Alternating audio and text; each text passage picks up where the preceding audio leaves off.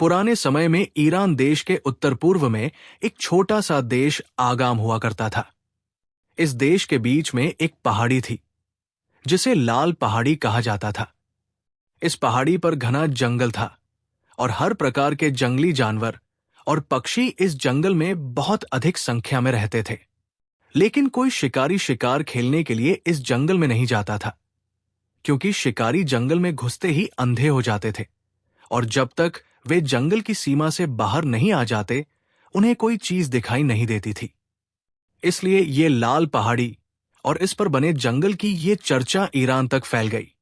Iran देश के राजा के 10 बेटे थे, जिनमें सबसे छोटा राजकुमार बेजाद था, जो अपने सभी भाइयों से अधिक सुंदर और वीर था। बाकी सभी राजकुमार तो अपने अपने महलों में रहते थे, लेकिन राजकुमार बेजाद हमेशा ईरान के शहरों में घुमा फिरा करता और जहां भी वो किसी पर अत्याचार होते देखता तो वो अत्याचारी के विरुद्ध खड़ा हो जाता और उस समय तक वहां से नहीं जाता जब तक उस अत्याचारी को समाप्त न कर दे। यही कारण था कि ईरान के रहने वाले सब लोग राजकुमार बेजाद को बहुत पसंद करते थे।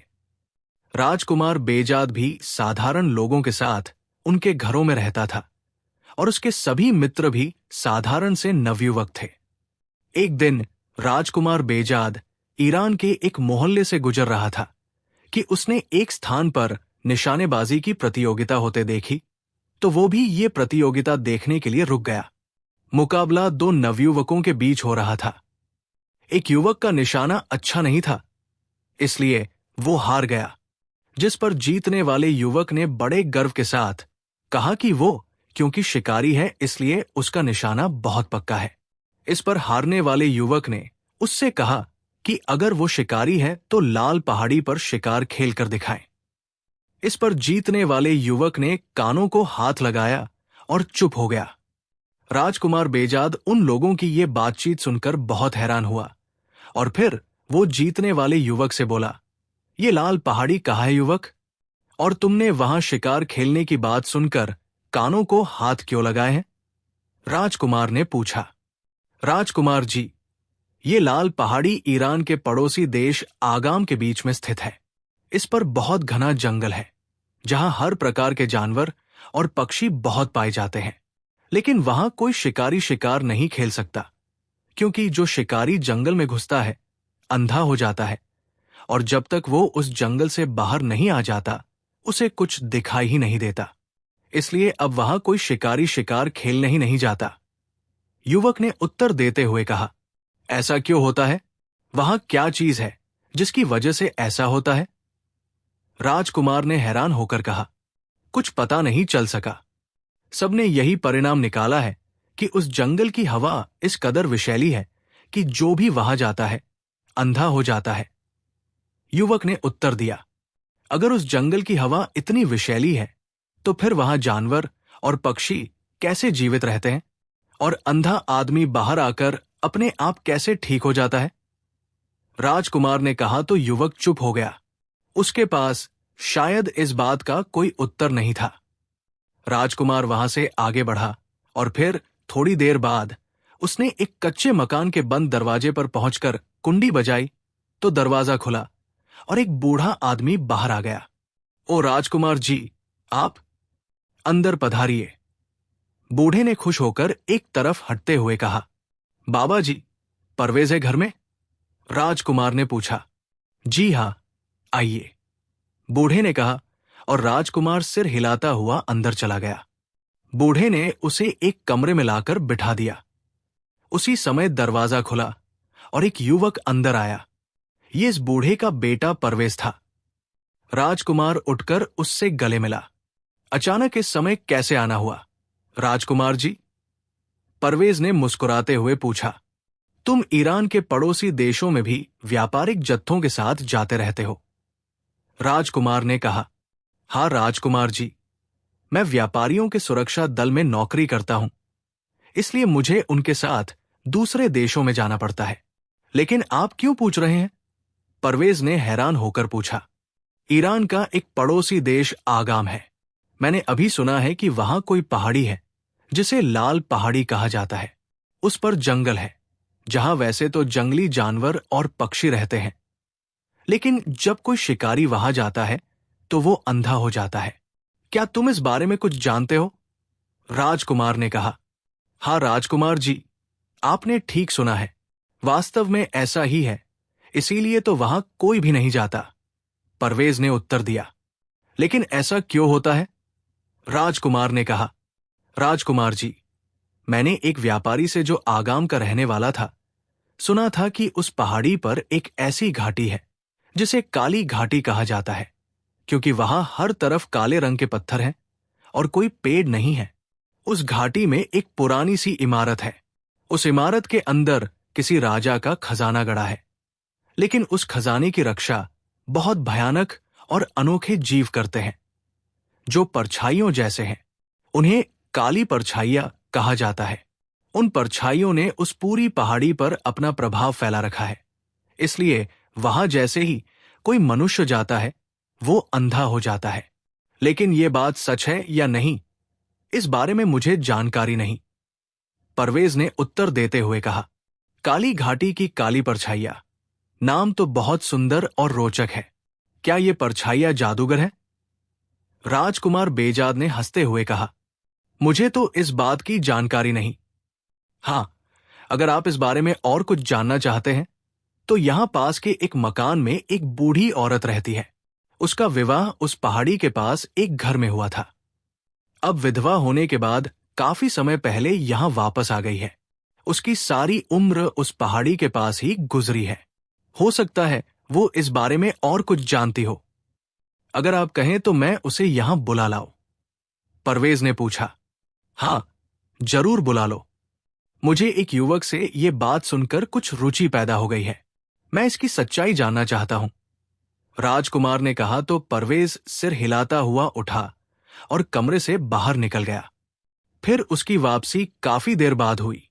उसके साथ एक बहुत बूढ़ी औरत थी, जो लाठी टेकती हुई कमरे में आई। तो राजकुमार उठ खड़ा हुआ और उसने आगे बढ़कर बूढ़ी औरत को प्रणाम किया और फिर उसे अपने साथ कुर्सी पर बिठा लिया। जीते रहो राजकुमार, तुम सच में ऊंचे भाग्य वाले राजकुमार हो, बुढ़िया ने राजकुमार को आशीर्वाद देते हुए कहा। धन्यवाद बूढ़ी मां, आपका आशीर्वाद मेरे लिए लाभदायक सिद्ध होगा, राजकुमार ने मुस्कुराते हुए उत्तर दिया। बेटा, मुझे परवेज ने बताया है कि तुम क्या जानना चाहते हो। मैंने 30 साल उस पहाड़ी के पास बिताए हैं। वहां वास्तव में काली परछाइयां रहती है। मैंने कई बार उन परछाइयों को खुद देखा है। ये परछाइयां अजीब से जीवों की होती हैं, जिनके शरीर मनुष्यों जैसे और धड़ जानवरों जैसे दिखाई देते हैं। ये परछाइयां अचानक दिखाई देती हैं और फिर अचानक गायब हो जाती है। लेकिन जब वे गायब होती हैं तो फिर वहां काले चमगादड़ भी उड़ते हुए दिखाई देते हैं। मैंने वहां के एक बुजुर्ग से सुना है कि उस इमारत में हर तरफ मनुष्यों के कंकाल बिखरे हुए दिखाई देते हैं। पूरी इमारत कंकालों से भरी होती है, बुढ़िया ने रुक रुक कर विस्तार से बताते हुए कहा। लेकिन लोग वहां घुसते ही अंधे क्यों हो जाते हैं? ये बात मेरी समझ में नहीं आई, राजकुमार ने कहा। इसलिए कि ये परछाइयां उन्हें अंधा कर देती है, बुढ़िया ने कहा। और कोई बात जो आपने सुनी हो? राजकुमार ने रुचि लेते हुए पूछा। ठहरो, मुझे सोचने दो। मैं अब बूढ़ी हो गई हूं, इसलिए मेरी याददाश्त भी खराब हो गई है, बुढ़िया ने कहा। और फिर उसने आंखें बंद कर ली। काफी देर बाद उसने आंखें खोली तो उसकी बूढ़ी आंखों में तेज चमक उभर आई। हां हां, अब मुझे याद आ गया है, बिल्कुल याद आ गया है, बुढ़िया ने खुशी भरे स्वर में कहा। क्या याद आ गया है बूढ़ी मां? राजकुमार ने मुस्कुराते हुए पूछा। मुझे मेरे ससुर ने बताया था कि उनके दादा उस इमारत तक पहुंच गए थे। वो खजाना लेने गए थे। उस इमारत में जैसे ही वे घुसे, उन पर भयानक चमगादड़ों ने हमला कर दिया। लेकिन मेरे ससुर के दादा बहुत वीर थे। वे उनसे डरे नहीं, बल्कि उन्होंने तलवार से उनका मुकाबला किया और कई चमगादड़ों को मार दिया और बाकी चमगादड़ डरकर भाग गए। लेकिन फिर अचानक उन पर एक भयानक जीव ने हमला कर दिया। मेरे ससुर के दादा उससे भी लड़े, लेकिन फिर घायल होकर बेहोश हो गए। इसके बाद जब उन्हें होश आया तो वो एक अनजाने देश में लकड़हारे के घर में थे। उस लकड़हारे ने उन्हें बताया कि एक बहुत लंबा आदमी, जिसकी दाढ़ी भी लंबी और घनी थी और जिसके सिर पर सोने का बना हुआ कीमती मुकुट था, उन्हें उसके दरवाजे के बाहर बेहोशी की हालत में छोड़ गया है और लकड़हारे से कह गया है कि जब मेरे ससुर के दादा को होश आए तो उन्हें बता देना कि अगर राजा जादूगर उनकी मदद न करता तो वे मार दिए जाते। मेरे ससुर के दादा तो न किसी लंबे आदमी को जानते थे और न किसी राजा जादूगर को। जब वे ठीक हो गए तो वे लकड़हारे से आज्ञा लेकर वहां से निकले। तब उन्हें पता चला कि वो देश खुरासान में है। ये देश आगाम से बहुत दूर स्थित है। मेरे ससुर के दादा एक व्यापारिक जत्थे में शामिल होकर कई सालों बाद वापस आगाम पहुंचे। यहां उनका एक परिचित था जो किसी समय में जादूगर था। उन्होंने उससे राजा जादूगर के बारे में पूछा तो उसने मेरे ससुर के दादा को बताया कि राजा जादूगर पूरी दुनिया के जादूगरों का राजा है।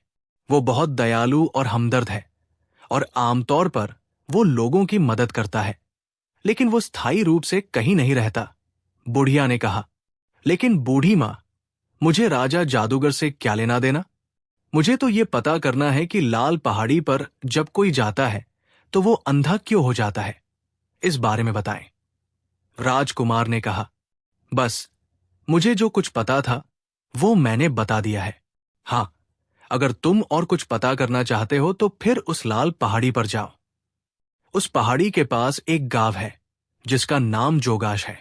उस जोगाश गांव का मुखिया बहुत कुछ जानता है, लेकिन वो किसी को कुछ बताता नहीं। बुढ़िया ने कहा, वो मुखिया अब जीवित भी होगा? वो जीवित नहीं होगा तो फिर जो भी मुखिया होगा वो बता देगा। यह रहस्य उन्हें विरासत में मिलता है। बुढ़िया ने कहा तो राजकुमार ने उसका धन्यवाद किया और साथ ही उसे पुरस्कार भी दिया। फिर परवेज उस बूढ़ी औरत को उसके घर छोड़ने चला गया, जबकि राजकुमार परवेज के घर से निकलकर अपने घर की ओर चल दिया, जो उसने शाही महल से अलग खास तौर पर बनवाया हुआ था। एक शानदार तरीके से सजे हुए कमरे में एक कीमती सिंहासन रखा था।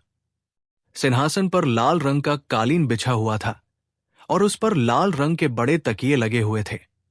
सिंहासन पर एक बूढ़ा आदमी अकड़कर बैठा हुआ था।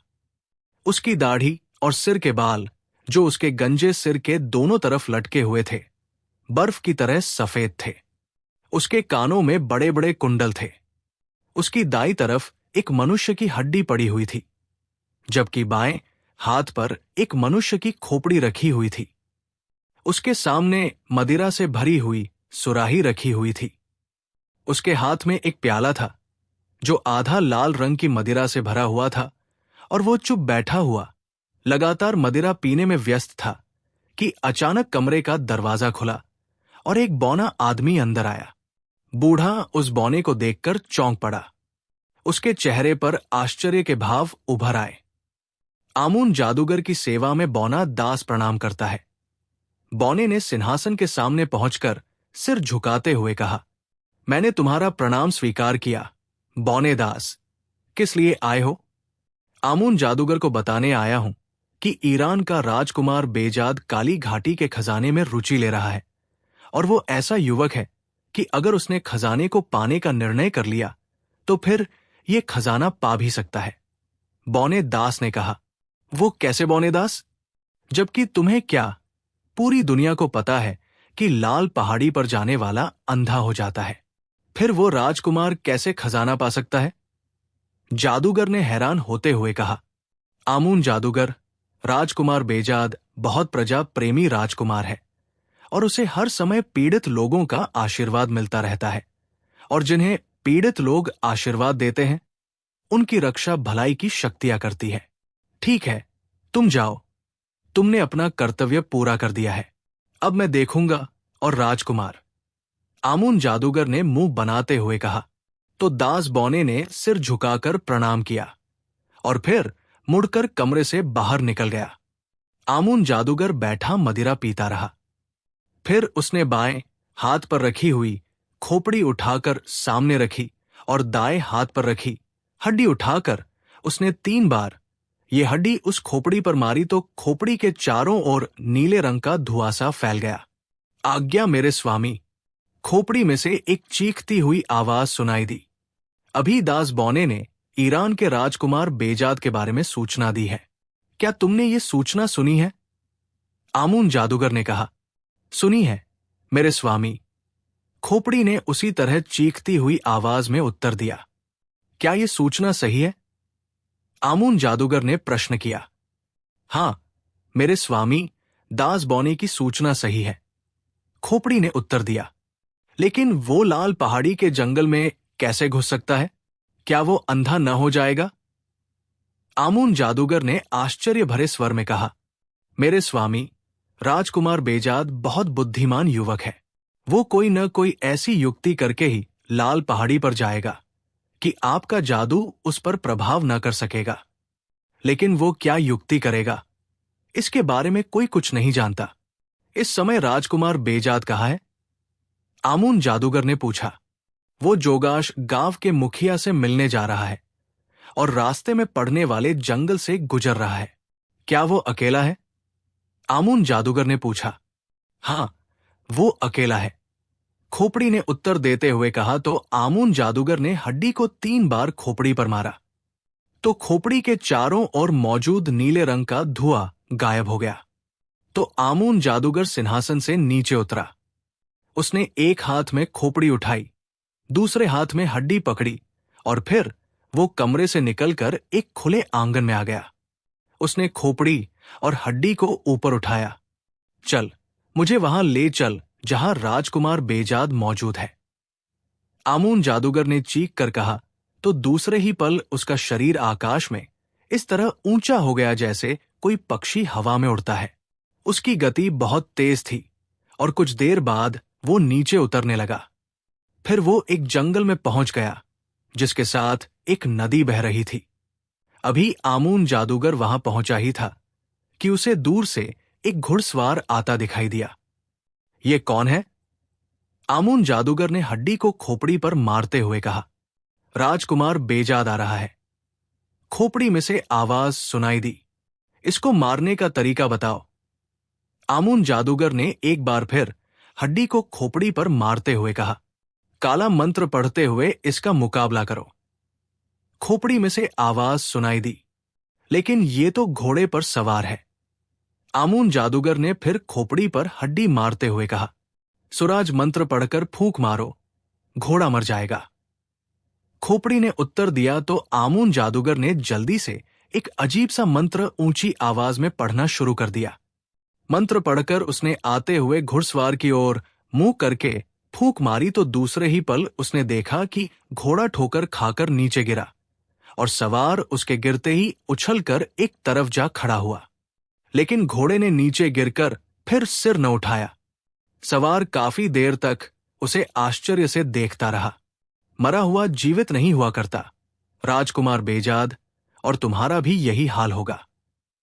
आमून जादूगर ने ठहाका लगाते हुए जोर से कहा तो राजकुमार बेजाद चौंक कर उसकी तरफ देखने लगा। फिर तेजी से आमून जादूगर की ओर बढ़ा। कौन हो तुम? राजकुमार बेजाद ने पास आकर कहा। मेरा नाम आमून जादूगर है और मैं काली घाटी के खजाने का रक्षक हूं।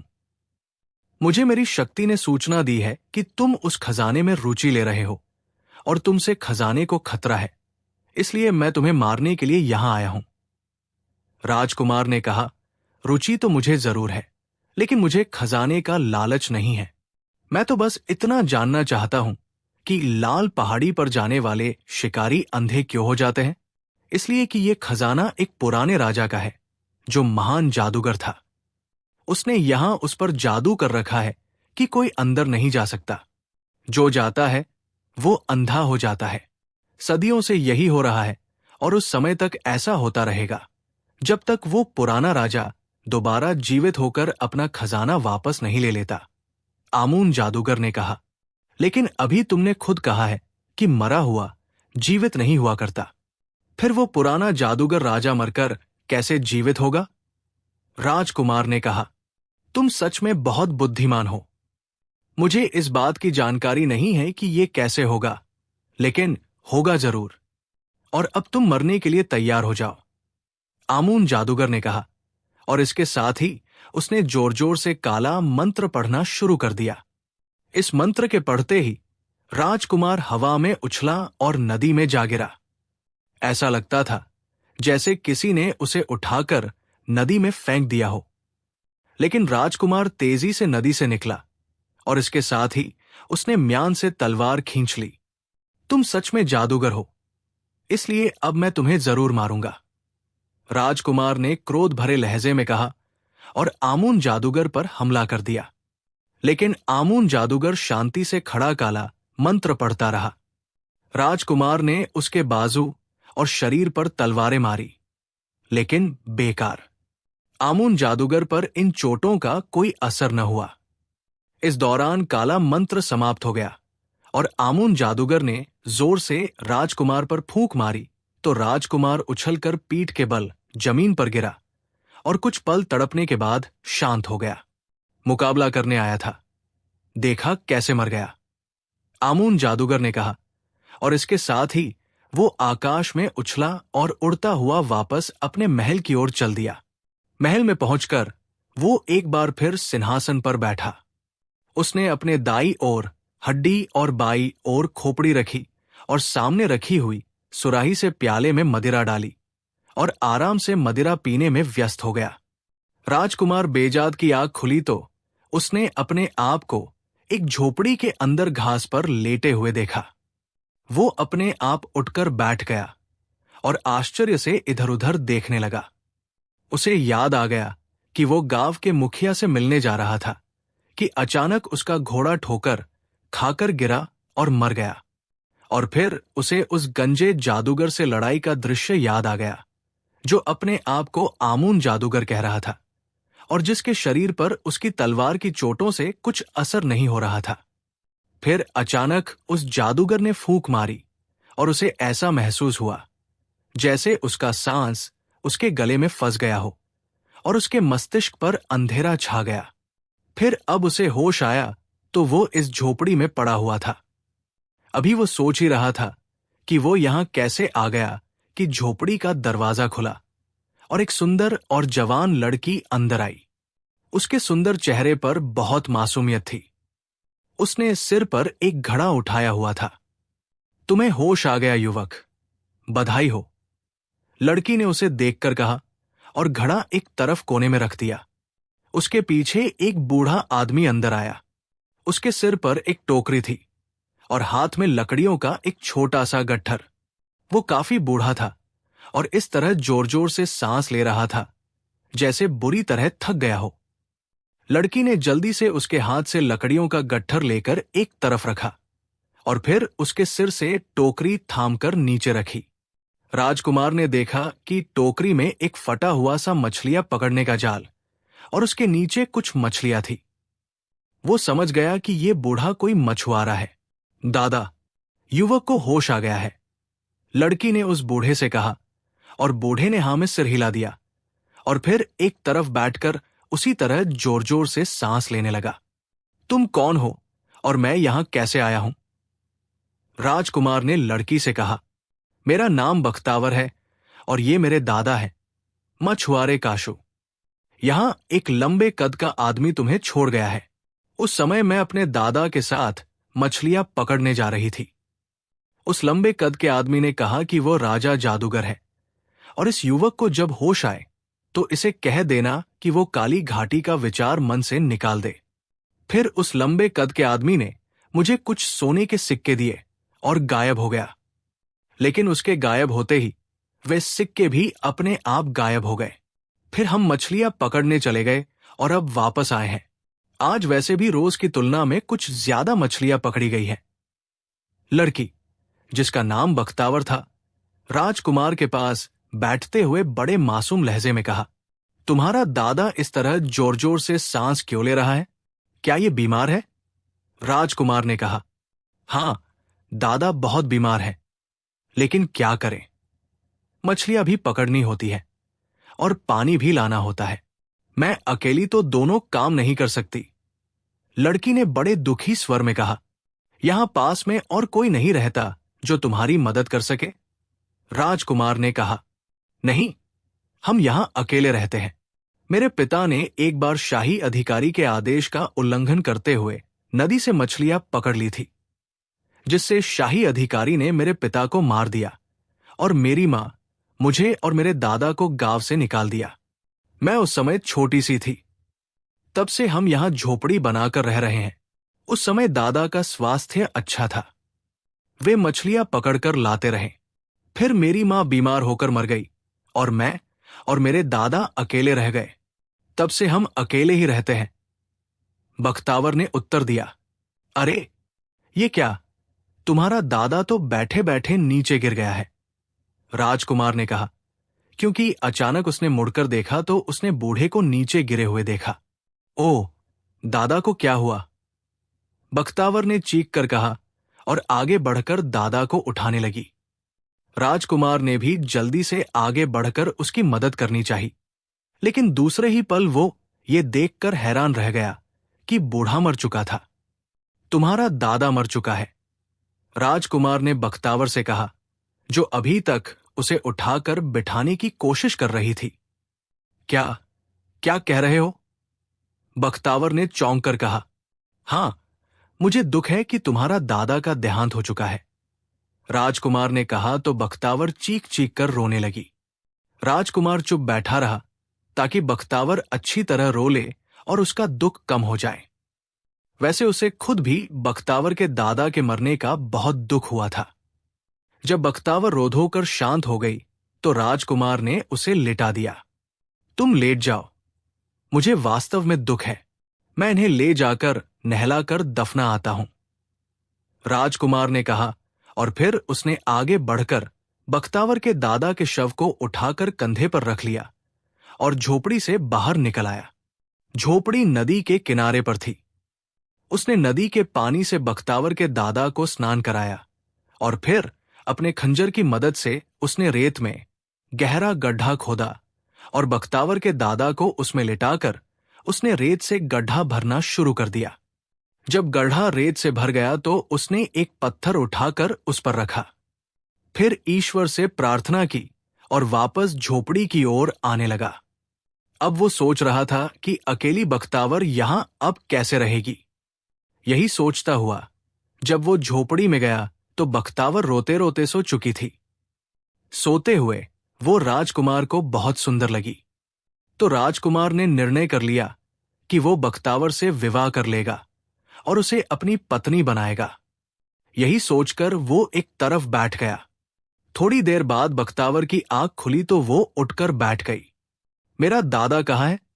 बख्तावर ने पूछा। मैंने उन्हें स्नान कराकर दफना दिया है। मुझे दुख है बख्तावर, लेकिन ये तो प्रकृति का नियम है। आखिर एक दिन सबको मरना है, इसलिए तुम्हें अब धीरज रखना पड़ेगा। राजकुमार उसे ढाढ़स बंधाता रहा। इसी तरह सारी रात बीत गई। अब मैं यहां कैसे रहूंगी? बख्तावर ने कहा, तुम अकेली तो यहां नहीं रह सकती। अगर तुम चाहो तो मैं तुम्हें किसी गांव में छोड़ देता हूं। मेरे पास कुछ बहुत कीमती आभूषण है, जो मैं बेचकर सारी राशि भी तुम्हें दे दूंगा। तुम आराम से रहना, राजकुमार ने कहा। नहीं, मैं अकेली नहीं रह सकती, मासूम बख्तावर ने कहा।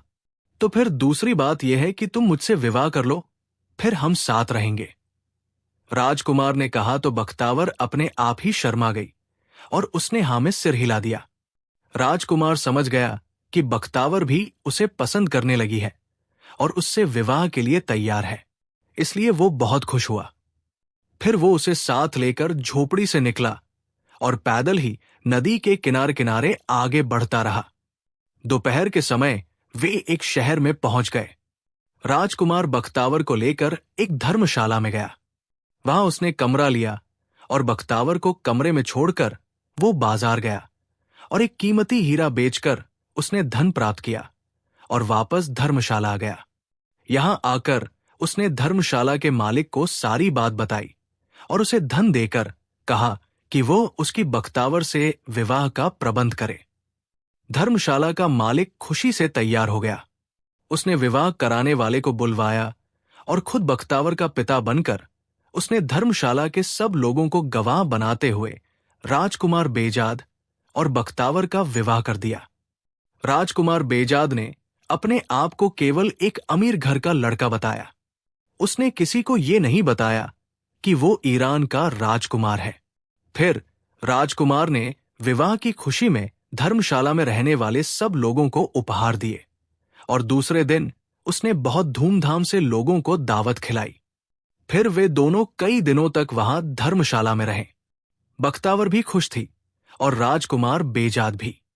आपने ये तो आज तक बताया ही नहीं कि आप कहाँ के रहने वाले हैं और किस तरह बेहोश हुए, और वो आमून जादूगर कौन है जिसने आपको बेहोश किया था, और वो लंबा आदमी जो अपने आप को राजा जादूगर कहता है, वो कौन था? एक दिन बख्तावर ने कहा तो राजकुमार बेजाद अचानक चौंक पड़ा। अब तुम क्योंकि मेरी पत्नी हो, इसलिए अब तुमसे कुछ नहीं छुपाया जा सकता। मैं वास्तव में ईरान का राजकुमार हूं, राजकुमार बेजाद ने कहा, और फिर उसने गांव के मुखिया से मिलने जाने और रास्ते में घोड़ा मरने और उस गंजे जादूगर से मुकाबले से लेकर अपने बेहोश होने तक सारी बात विस्तार से बता दी।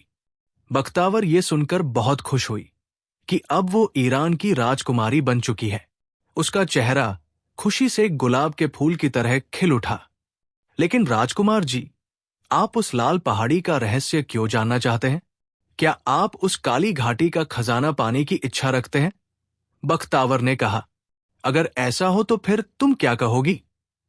राजकुमार ने मुस्कुराते हुए कहा, मैं तो बस आपकी खुशी में खुश हूं। मुझे कुछ कहने की जरूरत नहीं है।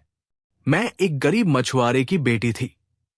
आपने मुझसे विवाह करके मुझे ईरान की राजकुमारी बना दिया। इससे बड़ा सम्मान मेरे लिए और क्या हो सकता है? मैं तो अब सारी जिंदगी बस आपकी सेवा करना चाहती हूं। बख्तावर ने कहा तो राजकुमार बहुत खुश हुआ। मुझे तुम्हारी ये बात सुनकर बहुत खुशी हुई है कि तुम न केवल सुंदर हो बल्कि गुणवान भी हो, और मेरा चुनाव गलत नहीं है। वैसे मुझे खजाने की इच्छा नहीं है, क्योंकि मैं राजकुमार हूं और सारा शाही खजाना मेरा है। मैं जितना चाहूं उसमें से ले सकता हूं। मुझे बस ये जिज्ञासा है कि वहां असली स्थिति क्या है। मैं उन स्थितियों को जानना चाहता हूं। राजकुमार ने उत्तर देते हुए कहा, ठीक है, जैसा आप चाहें, मैं आपके साथ हूं। बख्तावर ने कहा, लेकिन ये बहुत खतरनाक काम है। मैं तुम्हें ईरान ले जाता हूं और तुम्हें छोड़कर वापस आ जाऊंगा। राजकुमार ने कहा, नहीं राजकुमार जी, मैं आपके साथ रहूंगी। चाहे कुछ भी हो जाए, मैं अब आपके बिना नहीं रह सकती। राजकुमार ने उसे बहुत समझाने की कोशिश की, लेकिन बख्तावर अपनी जिद पर अड़ी रही। आखिरकार राजकुमार ने वादा कर लिया कि वो उसे अकेला नहीं छोड़ेगा और हमेशा अपने साथ रखेगा। कुछ दिन धर्मशाला में रहने के बाद राजकुमार ने एक घोड़ा खरीदा और बख्तावर को अपने पीछे घोड़े पर बिठाकर वो दोबारा जोगाश गांव की ओर चल दिया। लगभग एक हफ्ते तक यात्रा करने के बाद आखिरकार वे आगाम देश में घुस गए, जहां वो लाल पहाड़ी थी। लाल पहाड़ी उन्हें दूर से दिखाई देने लगी। काफी ऊंची पहाड़ी थी और उस पर बहुत घना जंगल था। राजकुमार पहाड़ी की ओर बढ़ता रहा। फिर लोगों से पूछता हुआ आखिरकार वो जोगाश गांव पहुंचने में सफल हो गया। ये एक छोटा सा गांव था। यहां का मुखिया कौन है? राजकुमार ने गांव में घुसकर एक आदमी से पूछा। सरदार बाख्तार यहां के मुखिया है, और वो सामने जिस घर पर झंडा फहरा रहा है वही मुखिया का घर है। उस आदमी ने उत्तर दिया तो राजकुमार घोड़े को आगे बढ़ाता हुआ मुखिया के घर के सामने पहुंच गया। उसने घोड़ा रोका और फिर नीचे उतर आया। उसी समय एक बूढ़ा दो युवकों के साथ घर से बाहर आया। आप कौन हैं?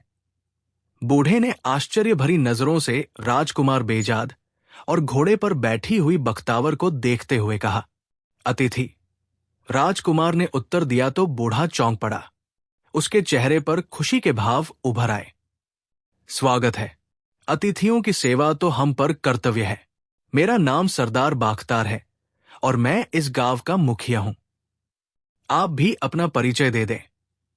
बूढ़े ने आगे बढ़कर राजकुमार से हाथ मिलाते हुए कहा, मेरा नाम बेजाद है और मैं ईरान का राजकुमार हूं और ये मेरी पत्नी है। इसका नाम बख्तावर है। राजकुमार ने परिचय देते हुए कहा तो सरदार ये परिचय सुनकर और भी खुश हो गया। फिर बख्तावर को अंदर महिलाओं के कक्ष में भिजवा दिया गया और राजकुमार को बाहर अतिथि कक्ष में बिठाया गया और फिर उनकी बहुत सेवा की गई। मेरा सौभाग्य है राजकुमार जी कि ईरान के राजकुमार मेरे पास आए। लेकिन क्या मैं आपके आने का कारण जान सकता हूं? खाना खाने के बाद सरदार बाख्तार ने कहा, मैं इसलिए आपके पास आया हूं कि आप मुझे काली घाटी के बारे में बता दें, जो उस लाल पहाड़ी पर मौजूद है, क्योंकि मुझे पता चला है कि आप उसके बारे में बहुत कुछ जानते हैं। राजकुमार ने उत्तर दिया तो सरदार बाख्तार चुप हो गया और उसके माथे पर लकीरें सी उभर आई। राजकुमार जी, आप सम्मानित अतिथि हैं, लेकिन मैं क्षमा चाहता हूं कि इस मामले में आपकी कोई सेवा नहीं कर सकता, सरदार बाख्तार ने कहा। सरदार बाख्तार, मुझे उस खजाने से कोई रुचि नहीं है।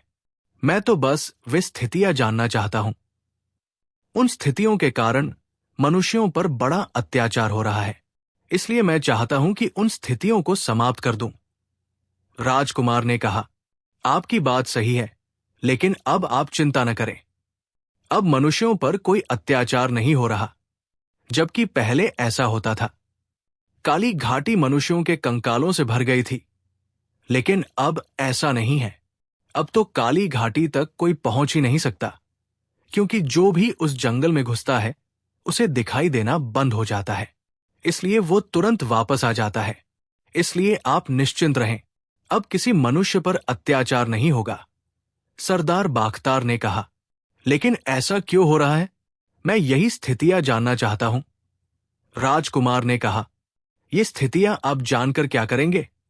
सरदार बाख्तार ने पूछा। बस अपनी तसल्ली के लिए पूछ रहा हूं, राजकुमार ने कहा। अगर आप वादा करें कि आप उस काली घाटी तक जाने की कोशिश नहीं करेंगे तो मैं स्थितियां बता देता हूं, सरदार बाख्तार ने कहा। मैंने बताया है कि अगर मनुष्यों पर अत्याचार हो रहा होगा तो फिर मैं वहां जरूर जाऊंगा, अन्यथा नहीं, राजकुमार ने उत्तर दिया।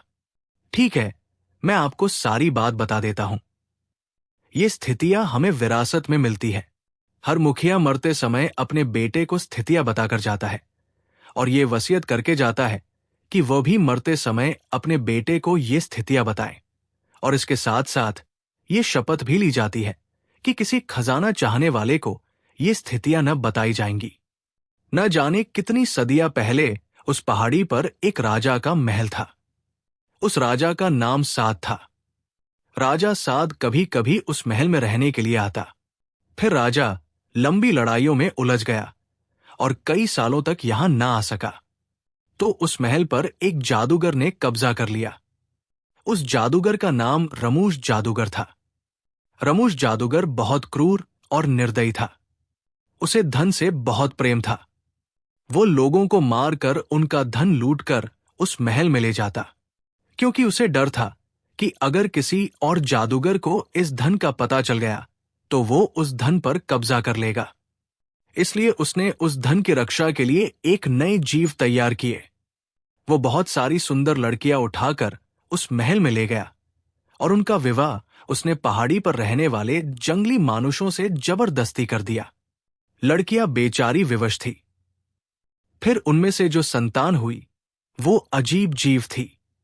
एक ही समय में जानवर भी और मनुष्य भी।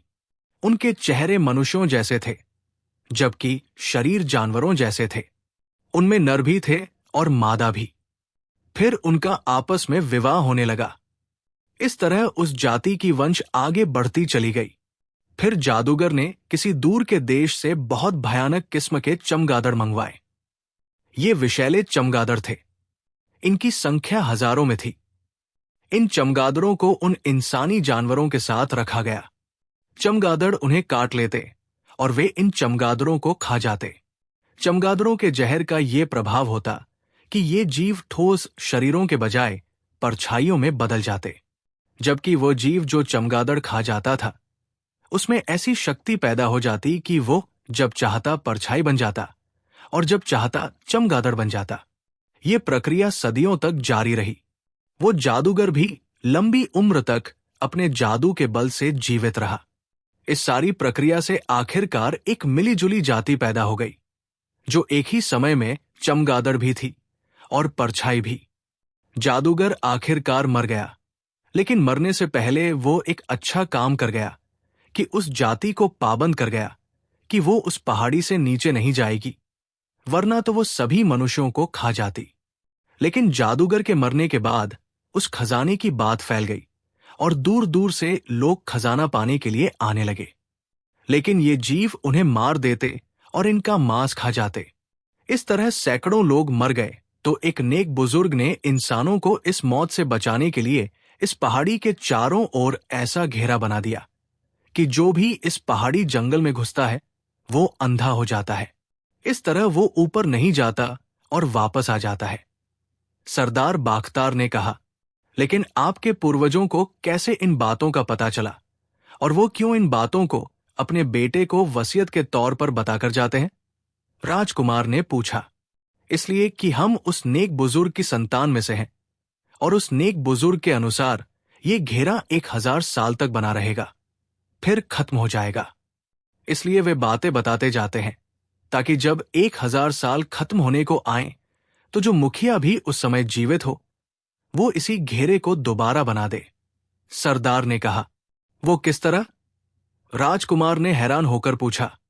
वो इस तरह कि मनुष्य के खून को अगर उस पहाड़ी के चारों ओर छिड़क दिया जाए तो फिर ये घेरा दोबारा बन जाएगा और फिर 1000 साल तक बना रहेगा। सरदार बाख्तार ने कहा, अब कितना समय बाकी रह गया है? राजकुमार ने पूछा। अभी 200 साल बाकी रहते हैं। सरदार बाख्तार ने बताया तो राजकुमार ने हाँ में सिर हिला दिया। अब ये बताएं कि फिर वो आमून जादूगर कौन है जो अपने आप को उस खजाने का रक्षक कहता है? राजकुमार ने पूछा। आपको कैसे आमून जादूगर का पता चला है? सरदार ने चौंक कर पूछा। मुझे उसने मारने की कोशिश की थी। राजकुमार ने कहा। कब? सरदार ने और ज्यादा हैरान होकर कहा, उस समय जब मैं आपसे मिलने यहां इस गांव की तरफ आ रहा था। राजकुमार ने उत्तर दिया और सरदार के कहने पर उसने आमून जादूगर से मुकाबले, फिर बेहोश होकर झोपड़ी में पहुंचने, होश में आने, बख्तावर के दादा की मौत और फिर बख्तावर को साथ लेकर सराय में ठहरने, बख्तावर से शादी करने और यहां तक पहुंचने तक के सारे हालात बता दिए। ये आमून जादूगर उस अत्याचारी जादूगर का पोता है जिसका ये खजाना है। उस अत्याचारी जादूगर को धन से इस कदर प्रेम था कि उसने अपने इकलौते बेटे काकून को भी पहाड़ी पर आने से रोक दिया था और कह दिया था कि उसके मरने के 600 सालों के बाद वो या उसकी संतान उस खजाने की मालिक बन सकेगी और उसके अधीन ये जीव भी होंगे और वो अगर चाहे तो पूरी दुनिया पर राज कर सकता है। फिर वो जादूगर मर गया। फिर उसका बेटा काकून भी लंबी उम्र पाकर मर गया। अब उसका बेटा आमून जीवित है। वो भी बहुत शक्तिशाली और अत्याचारी जादूगर है। वो सूरज द्वीप के अंदर अपने महल में रहता है, लेकिन उसने जादू की शक्तियां यहां छोड़ रखी है ताकि अगर कोई खजाना पाने के लिए आए तो ये शक्तियां उसे सूचना दे और वह उन्हें मार डाले। लेकिन क्योंकि उसे भी पता है कि इस घेरे की वजह से पहाड़ी पर कोई जा ही नहीं सकता, इसलिए वो आमतौर पर तो किसी मनुष्य को नहीं मारता, लेकिन उन लोगों को जिनसे उसे खतरा हो कि वे खजाना पा सकते हैं तो वो उन्हें मार देता है। सरदार बाख्तार ने बताया। उसे कैसे पता चलता है कि कौन आदमी खजाना पा सकता है और कौन नहीं? राजकुमार ने पूछा। उसकी जादू की शक्तियां बताती होंगी। मेरा तो यही विचार है, सरदार ने उत्तर दिया। अच्छा ये बताएं कि क्या आप राजा जादूगर के बारे में भी जानते हैं? राजकुमार ने कहा। हाँ, मैंने सुना हुआ है कि वो बहुत दयालु और नरम दिल जादूगर है और जादूगरों का राजा है, लेकिन वो कहीं पक्के तौर पर नहीं रहता, बस घूमता फिरता रहता है और लोगों की मदद करता है, जैसे उसने आपकी मदद की है। सरदार ने उत्तर दिया। ठीक है, आपकी बहुत कृपा कि आपने सारी बातें मुझे बता दी है। अब मुझे आज्ञा दें, राजकुमार ने कहा। अब आप कहाँ जाएंगे? सरदार ने पूछा। फिलहाल तो मैं वापस अपने देश ईरान जाऊंगा, क्योंकि अब मुझे चिंता नहीं रही कि यहां किसी पर अत्याचार होगा। राजकुमार ने उत्तर दिया तो सरदार खुश हो गया। फिर राजकुमार ने बख्तावर को अपने पीछे घोड़े पर बिठाया और गांव से चल दिया। आमून जादूगर अपने कमरे में बिस्तर पर लेटा सो रहा था कि अचानक उसके कानों में किसी के चीखने की आवाज पड़ी तो वो बिना सोचे उठकर बैठ गया। आवाज अभी तक आ रही थी।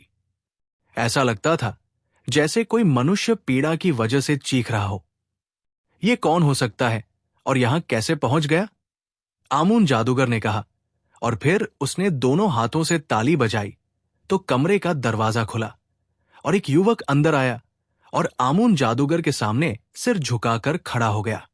काकोमा, ये कौन चीख रहा है? आमून जादूगर ने युवक से पूछा। स्वामी, ये एक आदमी है। महल के सामने से गुजर रहा था कि भाड़ू ने उसे पकड़ लिया और उसे अंदर ले आया और अब वो उसे पकाकर खाना चाहता है। उसने आग जलाई है जिसे देखकर वो आदमी चीख रहा है। युवक ने उत्तर दिया, जाओ और उस आदमी और भाड़ू दोनों को मेरे सामने पेश करो। आमून जादूगर ने उसी स्वर में कहा तो युवक वापस मुड़ा और कमरे से बाहर चला गया। आमून जादूगर बिस्तर से उतरकर एक तरफ रखी हुई कुर्सी पर बैठ गया। कुछ पलों बाद दरवाजा खुला और काकोमा के पीछे एक डरा हुआ सा आदमी अंदर आया। उसके दोनों हाथ उसकी पीठ पर बंधे हुए थे। वैसे वो काफी स्वस्थ आदमी था। उसके पीछे एक वनमानुष जैसा आदमी अंदर आया जिसके शरीर पर भालू की तरह लंबे लंबे बाल थे। ये भाड़ू था। भाड़ू, तुम मेरी आज्ञा के बिना इस आदमी को महल के अंदर क्यों ले आए हो? आमून जादूगर ने गुस्से से चीखते हुए कहा, मैं इसे खाने के लिए लाया हूं स्वामी। मैंने आग जला ली है। मैं अभी इसे भून कर खा जाऊंगा। उस वनमानुष जैसे आदमी ने उत्तर दिया, लेकिन तुमने मुझसे आज्ञा क्यों नहीं ली? बिना आज्ञा ये काम क्यों किया? आमून जादूगर ने उसी स्वर में कहा, मेरा विचार था कि आप सो रहे हैं। भाड़ू ने उत्तर दिया, हां, तो तुमने ये समझकर कि मैं सो रहा हूं ऐसी हिम्मत कर ली। आमून जादूगर ने कहा, और इसके साथ ही उसने जोर से अपने हाथ को भाड़ू की तरफ झटका। उसके हाथ से आग की लपटें निकलकर भाड़ू पर पड़ी और उसके शरीर को आग लग गई और वो बुरी तरह चीखने लगा। तुम्हारी यही सजा है, अब तुम जलकर राख हो जाओगे। आमून जादूगर ने कहा, और फिर देखते ही देखते भाड़ू जलकर राख हो गया। काकोमा, अब तुम जाओ। मैं इस आदमी से अभी बातें करूंगा, फिर तुम्हें बुला लूंगा। आमून जादूगर ने कहा, और काकोमा चुपचाप सिर झुकाकर कमरे से निकल गया। अब कमरे में सिर्फ वही आदमी मौजूद रह गया। उधर कुर्सी पर बैठ जाओ। आमून जादूगर ने उस आदमी से कहा, मेरे हाथ खोल दो। महान जादूगर, मुझे बहुत पीड़ा हो रही है। उस आदमी ने बहुत चापलूसी भरे स्वर में कहा तो आमून जादूगर ने मुंह में कुछ पड़कर फूंक मारी तो उस आदमी के हाथ अपने आप खुल गए। धन्यवाद श्रीमान, उस आदमी ने कहा और आराम से कुर्सी पर बैठ गया। तुम कौन हो? क्या नाम है तुम्हारा? और तुम इस लाल द्वीप में कैसे पहुंच गए? आमून जादूगर ने कहा, मेरा नाम मनान है श्रीमान। मैं देश आगाम का रहने वाला हूं। मैं मछुआरा हूं। मैं समुद्र में नाव पर सवार होकर मछलियां पकड़ रहा था कि समुद्र में तूफान आ गया और मेरी नाव उस तूफान में फंस गई। जब तूफान खत्म हुआ तो मैं समुद्र में रास्ता भटक चुका था। फिर कई दिनों तक मेरी नाव समुद्र में तैरती रही और फिर इस लाल द्वीप तक पहुंच गई। मैं कई दिनों से भूखा था। मैंने किनारे पर पहुंचकर झरने से पानी पिया और फल खाए। फिर मैं द्वीप में घूमता हुआ इधर आ निकला। मैं अभी आपका महल देखकर हैरान हो रहा था कि ये वनमानुष महल से निकला और मुझे पकड़कर महल के अंदर ले आया और मुझे बांधकर आग जलाने लगा और इसने मुझे कहा कि वह मुझे भून कर खा जाएगा। मैं डर के मारे चीखने लगा। फिर मुझे यहां लाया गया। मनान ने उत्तर देते हुए कहा, तुमने मुझे महान जादूगर कहा है। क्या तुम मुझे पहले से जानते हो? आमून जादूगर ने कहा, आपके आदमी ने आकर कहा था कि आपका जादूगर बुला रहा है, फिर हम यहां आए। इस तरह मुझे पता चल गया कि तुम जादूगर हो और ये महल और द्वीप देखकर मुझे यकीन आ गया कि तुम कोई साधारण से जादूगर नहीं हो, पक्का महान जादूगर हो। मनान ने उत्तर दिया, तुम अचानक यहां आ गए हो और तुमने मुझे महान जादूगर कहा है, इसलिए मैं तुम्हें माफ करता हूं, वरना यहां आने वाला जीवित वापस नहीं जाया करता। तुम अब बाहर चले जाओ, तुरंत इस द्वीप से चले जाओ, वरना तुम्हारी मौत बहुत भयानक होगी। आमून जादूगर ने कहा, तुम सच में बहुत बड़े दिल वाले हो, महान जादूगर, लेकिन मैं बहुत थका हुआ हूं और भूखा भी हूं। क्या ऐसा नहीं हो सकता कि तुम मुझे यहां महल में 1-2 दिनों तक रहने की आज्ञा दे दो? मैं इस दौरान अपनी नाव की मरम्मत भी कर लूंगा, फिर चला जाऊंगा और पूरी दुनिया में घूमकर तुम्हारी तारीफें करता रहूंगा। मनान ने कहा, ठीक है, तुम 2 दिनों तक यहां रह सकते हो। आमून जादूगर ने कहा तो मनान ने उठकर तरीके से उसका धन्यवाद किया। तो आमून जादूगर ने जोर से ताली बजाई। दूसरे ही पल एक युवक अंदर आया। ये अब मेरा अतिथि है, इसका खाना ले आओ। आमून जादूगर ने युवक से कहा तो वो युवक सिर हिलाता हुआ कमरे से बाहर चला गया। श्रीमान का नाम क्या है महान जादूगर? मनान ने कहा, मेरा नाम आमून जादूगर है। आमून जादूगर ने कहा, आमून जादूगर, वाह, क्या सुंदर और प्यारा नाम है। इस सुंदर नाम पर मेरी तरफ से बधाई स्वीकार कीजिए। मनान ने कहा तो आमून जादूगर का चेहरा खिल उठा और उसकी आंखों में चमक सी उभर आई। तुम पक्के तौर पर मेरे साथ क्यों नहीं रह जाते? तुम अच्छी बातें करते हो और मैं यहां अकेला रहता हूं। यहां तुम्हें दुनिया की हर सुविधा मिलेगी। आमून जादूगर ने कहा। वो शायद मनान की चापलूसी भरी बातों पर जरूरत से कुछ ज्यादा ही खुश हो गया था। मुझे तो कोई ऐतराज नहीं है श्रीमान, बल्कि ये मेरे लिए तो बहुत सम्मान की बात है कि मैं दुनिया के सबसे बड़े जादूगर का खास साथी बन जाऊं। लेकिन मनान ने उत्तर देते हुए कहा और बात करते करते रुक गया। लेकिन क्या? आमून जादूगर ने चौंक कर कहा। लेकिन बात यह है श्रीमान कि एक बार एक मछली ने मुझे बताया था कि मैं अंधा होकर मरूंगा और मेरा ये अंधापन किसी जादूगर के जादू की वजह से होगा। इसलिए श्रीमान, मुझे डर लगता है कहीं आप मुझे अंधा न कर दें।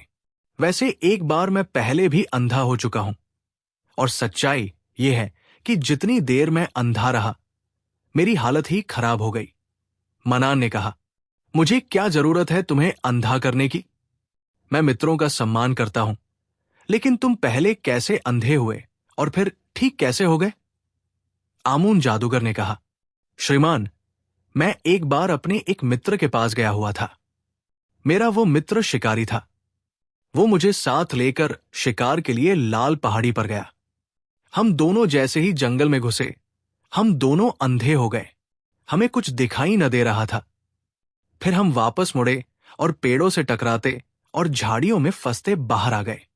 बाहर आते ही हमें दोबारा दिखाई देने लग गया। लेकिन जितनी देर मैं अंधा रहा मुझे बड़ी पीड़ा महसूस हुई। फिर मैंने अपने एक बुजुर्ग मित्र को जब ये हाल सुनाया तो उसने बताया कि उस लाल पहाड़ी पर कोई काली घाटी है और उस काली घाटी में किसी पुराने जादूगर राजा का खजाना है।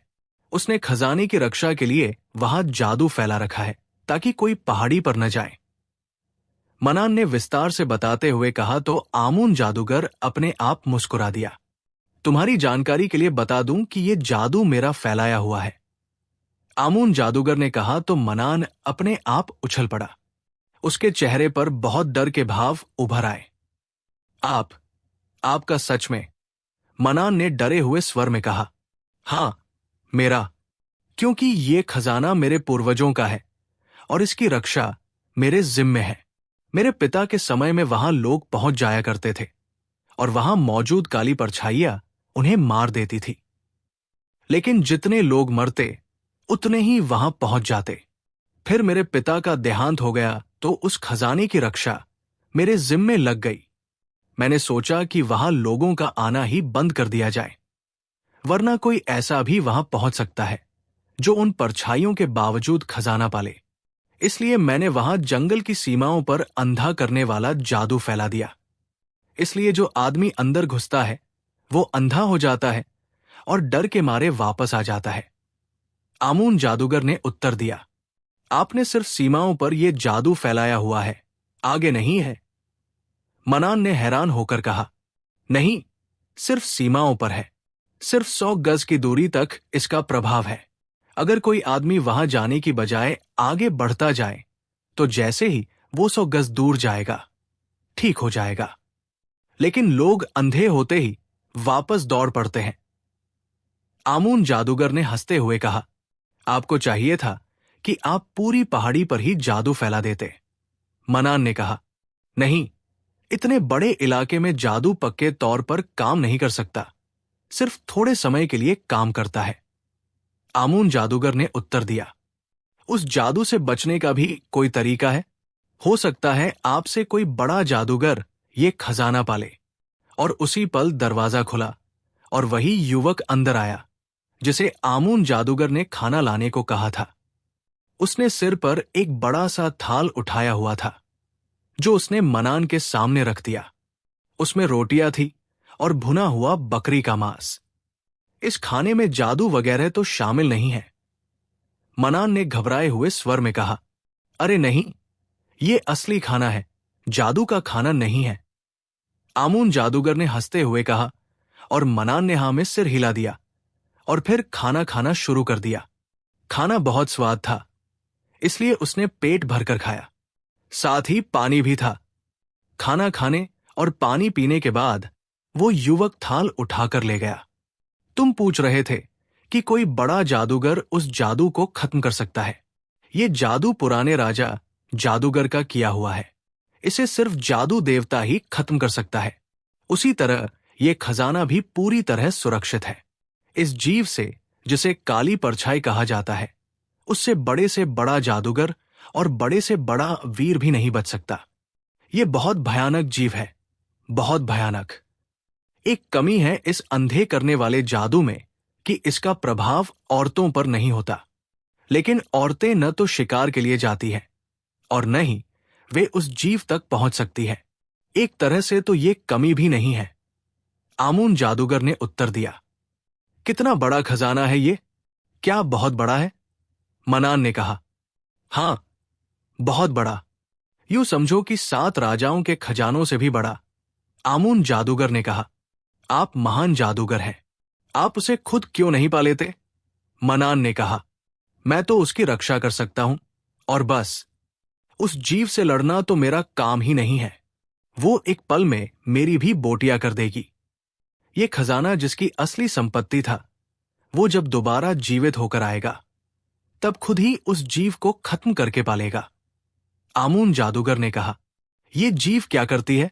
किस तरह मारती है? क्या इस पर तलवार का असर नहीं होता? मनान ने पूछा। उस पर किसी हथियार का असर नहीं होता, क्योंकि सैकड़ों सालों के बाद अब ये जीव ठोस नहीं रही, परछाई बन गई है। हाँ, ठोस हालत में ये चमगादड़ होता है, और ये चमगादड़ इस कदर खतरनाक होते हैं कि एक पल में आदमी का मांस खा जाते हैं। क्योंकि इन चमगादड़ों को रोशनी में दिखाई नहीं देता, इसलिए राजा जादूगर ने इस पूरी घाटी को ही काले रंग का कर दिया था, ताकि वहां हर तरफ अंधेरा छाया रहे। आमून जादूगर ने उत्तर दिया, श्रीमान, क्या ऐसा नहीं हो सकता कि आप अपने जादू के जोर पर मुझे मेरे शहर पहुंचा दें? अचानक मुझे अपने बीवी बच्चे याद आने लगे हैं। मेरा वादा है कि मैं कुछ दिनों बाद खुद ही वापस आपके पास पहुंच जाऊंगा। अचानक मनान ने कहा, क्यों नहीं हो सकता? आंखें बंद करो और जब तक मैं न कहूं, आंखें न खोलना। आमून जादूगर ने बड़े गर्व से कहा तो मनान ने आंखें बंद कर ली। दूसरे ही पल उसे ऐसा महसूस हुआ जैसे वो किसी पक्षी की तरह हवा में उड़ता जा रहा हो। कुछ पलों बाद उसे अपने पैरों के नीचे जमीन का एहसास हुआ। अब आंखें खोल दो। आमून जादूगर की आवाज सुनाई दी और मनान ने आंखें खोल दी। उसने देखा तो वो आगाम शहर के किनारे पर खड़ा था। जब तुम मेरे पास आना चाहो तो 3 बार मेरा नाम लेकर जोर से पुकारना, मैं सुन लूंगा और फिर तुम्हें इसी तरह बुला लूंगा। आमून जादूगर की आवाज सुनाई दी, बहुत अच्छा, तुम सच में महान जादूगर हो, मनान ने ऊंची आवाज में कहा और फिर शहर की ओर बढ़ने लगा। राजकुमार बेजाद एक कमरे में बैठा अपनी पत्नी बख्तावर से बातें करने में व्यस्त था कि कमरे का दरवाजा खुला और एक नौकर अंदर आया। आपका मित्र मनान आने की आज्ञा चाहता है, श्रीमान, नौकर ने कहा तो राजकुमार और बख्तावर दोनों चौंक पड़े। उसे बिठाओ, हम आ रहे हैं, राजकुमार ने कहा, और फिर नौकर के जाने के बाद वो खड़ा हो गया। राजकुमार जी, क्या मनान सफल होकर लौटा होगा? बख्तावर ने भी खड़े होते हुए कहा। उससे बात होगी तभी पता चलेगा। वैसे वो बहुत चतुर आदमी है, राजकुमार ने उत्तर दिया, और फिर तेजी से कदम उठाता कमरे के बाहरी दरवाजे की तरफ बढ़ गया। बख्तावर भी उसके पीछे चलने लगी।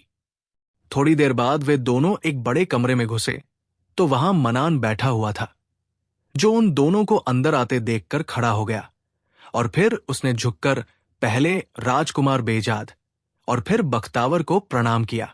बैठो मनान, और मुझे बताओ कि तुम सफल लौटे हो या नहीं। प्रणाम के बाद राजकुमार ने मनान से कहा, मेरा तो यही विचार है श्रीमान कि मैं सफल लौटा हूं। मनान ने मुस्कुराते हुए कहा तो राजकुमार अपने आप मुस्कुरा दिया। फिर ये विचार नहीं हो सकता, यकीनन तुम सफल लौटे होगे। खैर, विस्तार से तो बताओ, राजकुमार ने कहा तो मनान ने उसे लाल द्वीप, जहां आमून जादूगर का निवास था, उस तक पहुंचने और फिर वहां से यहां वापस आने तक सब कुछ विस्तार से बता दिया। इसका मतलब है कि मैं अगर वहां जाऊं तो मैं अंधी नहीं होंगी, बख्तावर ने खुश होते हुए कहा। लेकिन तुम कैसे जा सकती हो? हमने वहां सैर करने तो नहीं जाना, राजकुमार बेजाद ने उत्तर दिया। आपने वादा किया था कि आप मुझे कभी अपने आप से अलग न करेंगे, बख्तावर ने मुंह बनाते हुए कहा, और मैं अपने वादे पर पक्का हूं। अब देखो, हम शादी के बाद ईरान साथ गए, वहां हमारी शादी का उत्सव मनाया गया, यहां भी हम साथ रहे। फिर मनान से मिलकर जब यह निर्णय हुआ कि उस खजाने को पाकर उसे ईरान के भले में बांट दिया जाए ताकि गरीब लोग उससे लाभ उठा सकें, तो हम यहां वापस आ गए। तब भी हम साथ ही वापस आए। यहां हम मकान खरीद कर रहने लगे, तब भी तुम साथ रही। तो वादा तो पूरा हो रहा है बख्तावर, लेकिन पहाड़ी पर जाने, उस जीव से लड़ने के बाद खजाना पाना, ये क्योंकि बहुत खतरनाक काम है, इसलिए इस मौके पर हम साथ नहीं रह सकते, राजकुमार बेजाद ने बहुत विस्तार से बात करते हुए कहा। कुछ भी हो, मैं आपके साथ जाऊंगी, वरना तो दूसरे ही पल मैं डर से मर जाऊंगी। आपके साथ मुझे डर महसूस नहीं होता, चाहे मुझे कब्र में ही क्यों न जाना पड़े, बख्तावर ने पक्का निर्णय लेते हुए कहा। राजकुमारी जी, राजकुमार जी ठीक कह रहे हैं, यह काम बहुत खतरनाक है, इस बार मनान ने बात करते हुए कहा। खतरनाक है तो आप लोग भी मत जाए, बख्तावर ने कहा। हम तो ईश्वर के बंदों के लाभ के लिए जा रहे हैं, और जो लोग दूसरों की सेवा के लिए काम करते हैं, उनकी मदद अल्लाह ताला भी करता है, राजकुमार ने उत्तर देते हुए कहा। तो फिर मैं इस कार्य में हिस्सा क्यों न लूं? खैर, यह तय है कि अगर आप जाएंगे तो मैं भी साथ जाऊंगी, बख्तावर ने औरतों की तरह जिद करते हुए कहा। अच्छा ठीक है, चली जाना, राजकुमार बेजाद ने एक लंबी सांस लेते हुए कहा, और उसके इस अंदाज पर मनान भी हंस पड़ा और बख्तावर भी मुस्कुरा दी। मनान, तुम सच में सफल लौटे हो, हमारा काली घाटी तक पहुंचने वाला मामला तो हल हो गया। मुझे असली चिंता इसी बात की थी, राजकुमार ने कहा। वो तो अच्छा हुआ कि उसने खुद बता दिया, वरना फिर मुझे उंगलियां टेढ़ी करना पड़ती और उस आमून जादूगर के गले से सब कुछ निकलवाना पड़ता, मनान ने मुस्कुराते हुए कहा। लेकिन अगर वो लंबे लंबे बाल वाला वनमानुष तुम्हें सच में आग पर भून कर खा जाता तब, बख्तावर ने मुस्कुराते हुए कहा। मैंने उसका प्रबंध भी कर लिया था, मैंने हाथों में बंधी हुई रस्सियां खोल ली थी, बस एक झटका देने की जरूरत थी और खंजर मेरी जेब में था। इसके साथ साथ उसने एक बुजुर्ग की बताई हुई प्रार्थना मैंने पढ़कर अपने ऊपर घेरा बना लिया था, जिसके बाद जादू मुझे लाभ तो पहुंचा सकता था, हानि नहीं पहुंचा सकता था। वैसे वो आमून जादूगर बिल्कुल मूर्ख आदमी है, मैंने उसकी थोड़ी सी तारीफ की तो वो बेचारा जादू वादू सब भूल गया। मनान ने उत्तर दिया और राजकुमार और बख्तावर दोनों हंस पड़े। अब उस जीव का क्या किया जाए जिसे काली परछाई कहा जाता है? उसका मुकाबला कैसे होगा? ये जादू का जीव भी नहीं है कि उसका कोई समाधान किया जाए। राजकुमार ने कहा, राजकुमार जी, मैंने आपके मुंह से पहले वो विस्तार भी सुना था जो जोगाश गांव के सरदार ने उस जीव के बारे में बताया था, और अब मैंने आमून जादूगर से भी इस बारे में पूछताछ की है। इन सारी बातों से मैं इस नतीजे पर पहुंचा हूं कि ये जीव मूल रूप से चमगादड़ ही है, और चमगादड़ रोशनी से डरता है। इसलिए अगर हम किसी तरह वहां रोशनी कर दें तो ये जीव डरकर भाग जाएगी। मनान ने कहा, अगर इतनी सी बात होती तो अब तक ये खजाना सुरक्षित न रह सकता। ये जीव सिर्फ चमगादड़ नहीं है, वनमानुषों का खून भी इसमें शामिल है, और फिर इनको ये शक्ति भी प्राप्त है कि जिस समय चाहे परछाई बन जाए और जिस समय चाहे चमगादड़ बन जाए। ऐसी भयानक जीव सिर्फ रोशनी से नहीं डर सकती, और फिर न जाने उनकी संख्या कितनी होगी। हजारों, लाखों, करोड़ों में भी हो सकती है। राजकुमार ने कहा तो मनान ने उत्तर में सिर हिला दिया। मेरे दिमाग में एक बात आई है। अचानक चुप बैठी हुई बख्तावर ने कहा, क्या? राजकुमार ने चौंक कर कहा, अगर हम मजबूत जाल लेकर जाएं और जहां से ये चमगादड़ निकलते हों वहां जाल लगा दें तो ये चमगादड़ बेबस हो जाएंगे। बख्तावर ने कहा तो राजकुमार हंस पड़ा। वे हमें जाल लगाने का समय ही कब देंगे? दूसरी बात ये कि वे परछाई बनकर उस जाल से निकल जाएंगे। राजकुमार ने कहा, और बख्तावर ने शर्मिंदगी से सिर झुका लिया। अरे अरे, इसमें शर्मिंदा होने वाली कोई बात नहीं। हम तो हर मामले को देख रहे हैं। वैसे मेरा विचार है कि हमें वहां चलकर देखना चाहिए कि क्या होता है। यहां बैठे रहने से कुछ समझ नहीं आएगा। राजकुमार ने कहा, हां राजकुमार जी, ज्यादा बेहतर यही है कि हम वहां जाएं और अपनी तरफ से प्रबंध करके जाएं। बाकी जो होगा देखा जाएगा। मनान ने कहा तो राजकुमार खड़ा हो गया। उसके उठते ही बख्तावर और मनान भी खड़े हो गए। ठीक है, मैं प्रबंध करता हूं। हम कल सुबह चल देंगे। तुम अपने कमरे में आराम करो, राजकुमार ने कहा और वापस मुड़ गया। थोड़ी देर बाद वे दोनों वापस उसी कमरे में पहुंच गए जहां उन्हें मनान के आने की सूचना मिली थी। राजकुमार जी, क्यों न किसी बुजुर्ग को ढूंढा जाए और उनसे सलाह ली जाए, बख्तावर ने कहा। वे क्या सलाह देंगे? हमें खुद ही कुछ करना होगा। तुम अभी आराम करो, मैं बाजार जा रहा हूं। वापसी पर मुलाकात होगी, राजकुमार ने कहा और एक बार फिर दरवाजे की तरफ मुड़ गया। एक सुंदर और जवान लड़की जिसके शरीर पर शेर की खाल का कपड़ा था, एक पेड़ की छाया में घास पर बैठी हुई, दोनों हाथों में खरगोश को पकड़े उसे कच्चा ही नोच नोच कर खाई जा रही थी। उसके मुंह से खून बह रहा था और इस खून की वजह से वो बहुत भयानक और खूंखार दिखाई दे रही थी। हालांकि वैसे वो एक मासूम और सुंदर लड़की ही थी। खरगोश को खाकर उसने हड्डियां एक तरफ फेंकी और उठकर एक तरफ को बढ़ गई। कुछ पलों बाद वो एक झरने पर पहुंच गई। उसने झुककर पहले अपना मुंह पानी से धोया, फिर किसी जानवर की तरह झुककर पानी पीना शुरू कर दिया। पानी पीकर वो सीधी हुई ही थी कि अचानक दूर से तेज सीटी की आवाज सुनाई दी। ऐसा लगता था जैसे ये आवाज पूरे वातावरण पर छा गई हो। लड़की ये आवाज सुनकर चौंकी और फिर दौड़ती हुई पहाड़ी के उस तरफ बढ़ने लगी जिधर से ये आवाज सुनाई दे रही थी। अब आवाज आना बंद हो गई थी, लेकिन लड़की उसी तरह दौड़ती हुई आगे बढ़ती ही चली जा रही थी।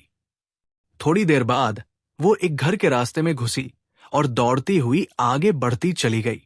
घर के दूसरे रास्ते से जैसे ही वो बाहर निकली, वो एक बड़े और इस काली घाटी में मौजूद थी। हर तरफ काले पत्थर फैले हुए थे। वहां न कोई पेड़ था और न ही कोई झाड़ी, बस गहरे काले रंग के पत्थर और चट्टानें थी जिनकी वजह से वहां अंधेरा सा छाया हुआ महसूस हो रहा था। इस काली घाटी के बीच में एक पुरानी लेकिन बड़ी और महल जैसी इमारत थी।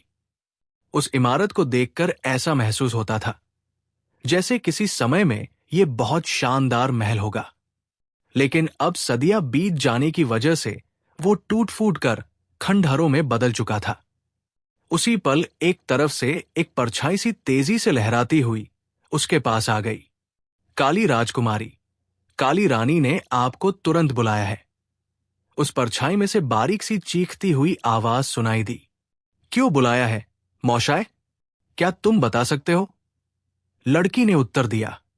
नहीं काली राजकुमारी, रानी की बातें वही जानती है। उस परछाई ने कहा और पहले की तरह उड़ती हुई आगे बढ़ गई।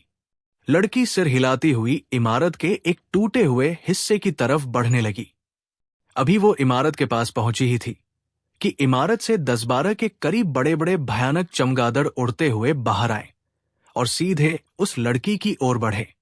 लड़की ने हाथ उठाकर खास तरीके से झटका तो वे सब गोता खाकर मुड़े और दोबारा उस इमारत में गायब हो गए। लड़की आगे बढ़ती गई। फिर उस टूटी हुई इमारत में घुसकर वो अलग अलग कमरों से गुजरकर एक बड़े हॉल जैसे कमरे में पहुंच गई। उस कमरे में हर तरफ मनुष्यों के कंकाल पड़े हुए साफ दिखाई दे रहे थे। सामने दीवार में एक भट्टी बनी हुई थी जिसके ऊपर मेहराब की तरह छज्जा था और अंदर से धुआं निकलने का रास्ता दीवार के अंदर से होकर ऊपर छत तक चला गया था। इस भट्टी के दोनों तरफ मनुष्यों की खोपड़ियां और मनुष्यों के कंकाल एक दूसरे के ऊपर रखे हुए दिखाई दे रहे थे।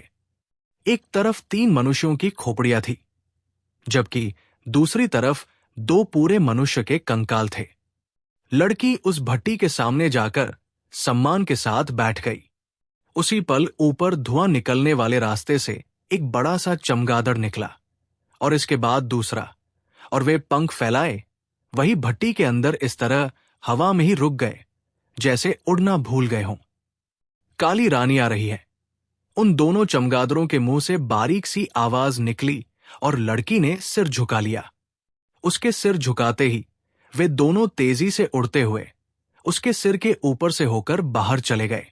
कुछ पलों बाद धमक की आवाजें सुनाई दी और फिर एक बहुत मोटी औरत उस भट्टी से निकली। उसके शरीर पर शेर की खाल थी।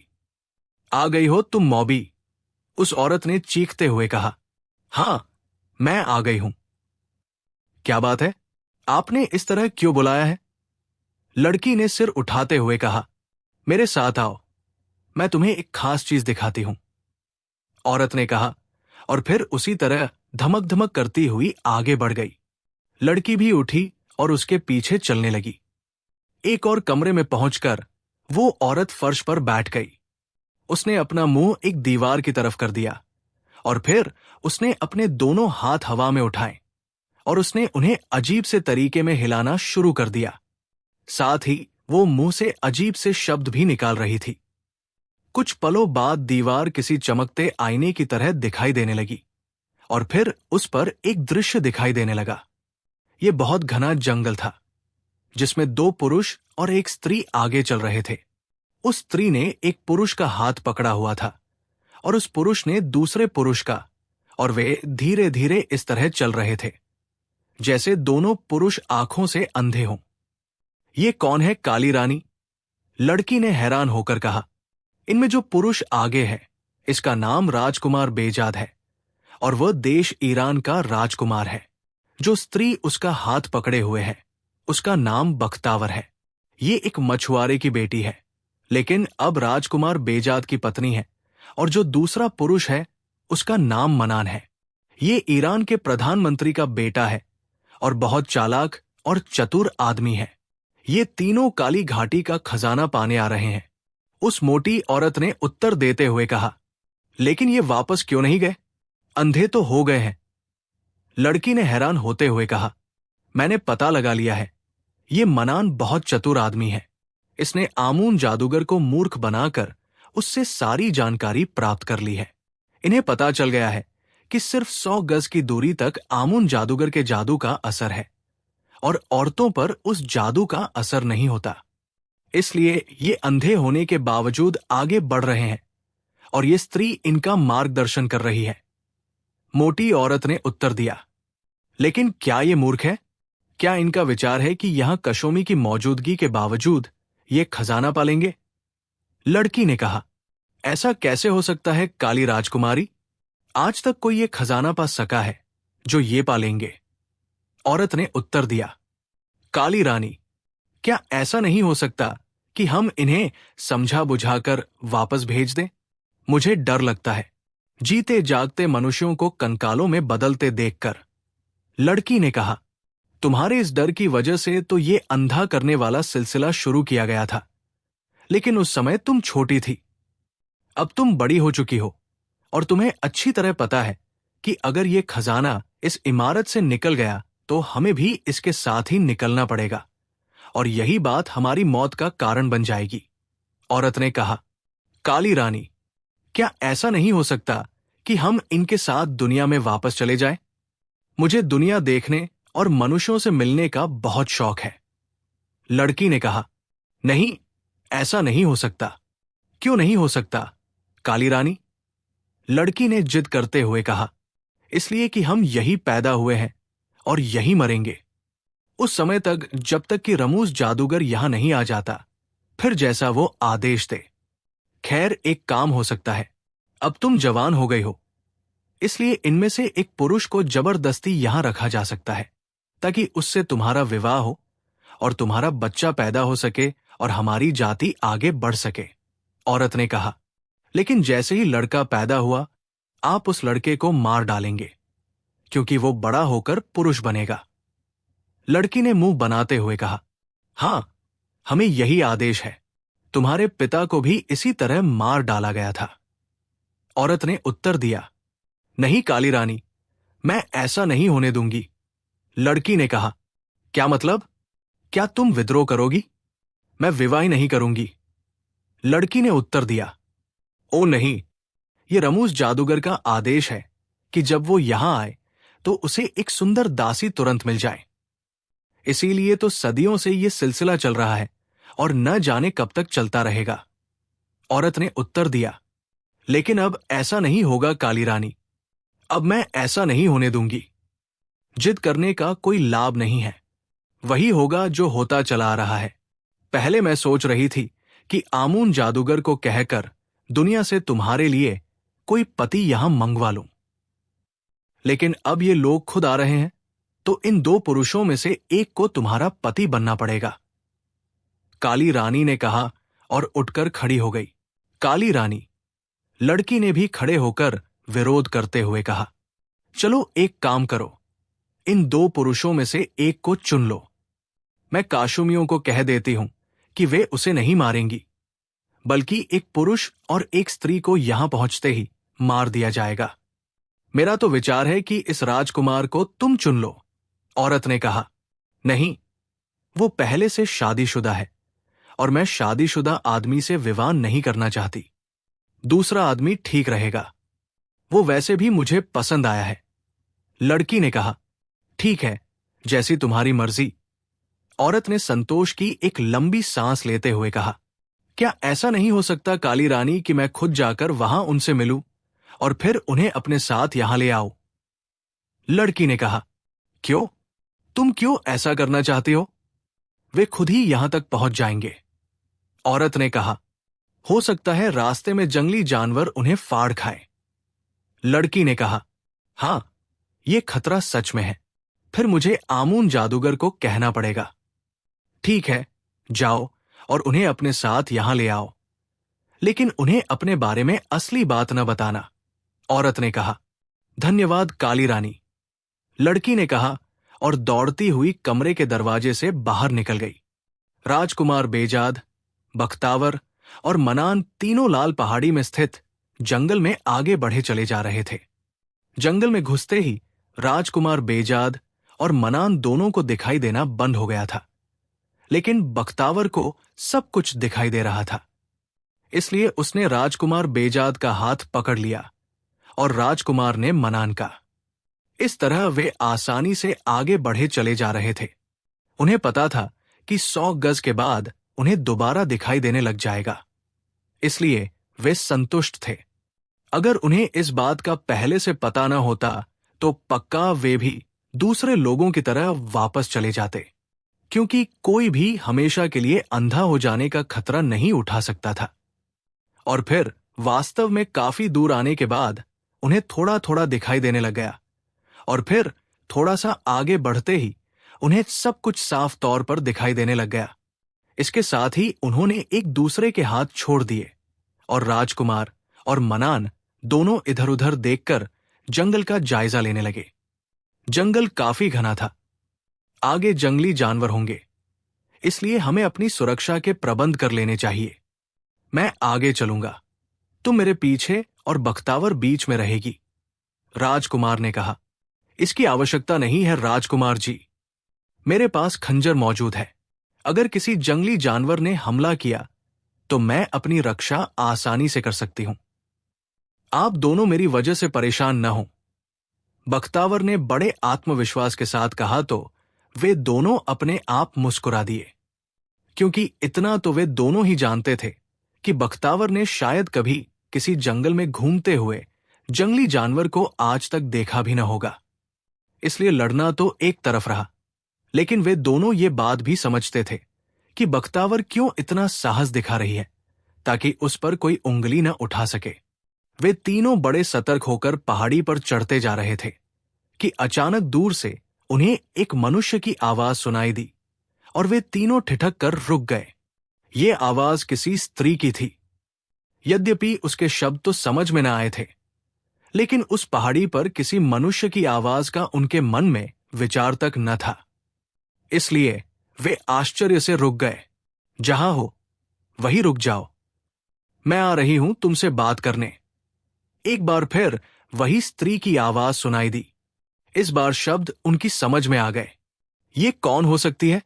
मेरा तो विचार है ये भी कोई जादू का ही चक्कर है, राजकुमार बेजाद ने कहा। अभी पता चल जाएगा, मनान ने होंठ भींचते हुए कहा। उन तीनों की नजरें उसी ओर लगी हुई थी जिधर से आवाज सुनाई दी थी। थोड़ी देर बाद जब उन्होंने एक युवती और सुंदर लड़की को बहुत तेजी से दौड़कर नीचे आते देखा तो उनके चेहरों पर बहुत आश्चर्य के भाव उभर आए। लड़की ने शरीर पर शेर की खाल ओढ़ी हुई थी। उसके काले लंबे बाल खुले हुए थे। वो पैरों से नंगी थी। वैसे वो काफी सुंदर लड़की थी। वो दौड़ती हुई उनके सामने आकर रुक गई। उसके चेहरे पर पसीना झरने की तरह बह रहा था, लेकिन उसकी सांस सामान्य थी। ऐसा लगता था जैसे वो दौड़कर आने के बजाय आराम से चलती हुई आई हो।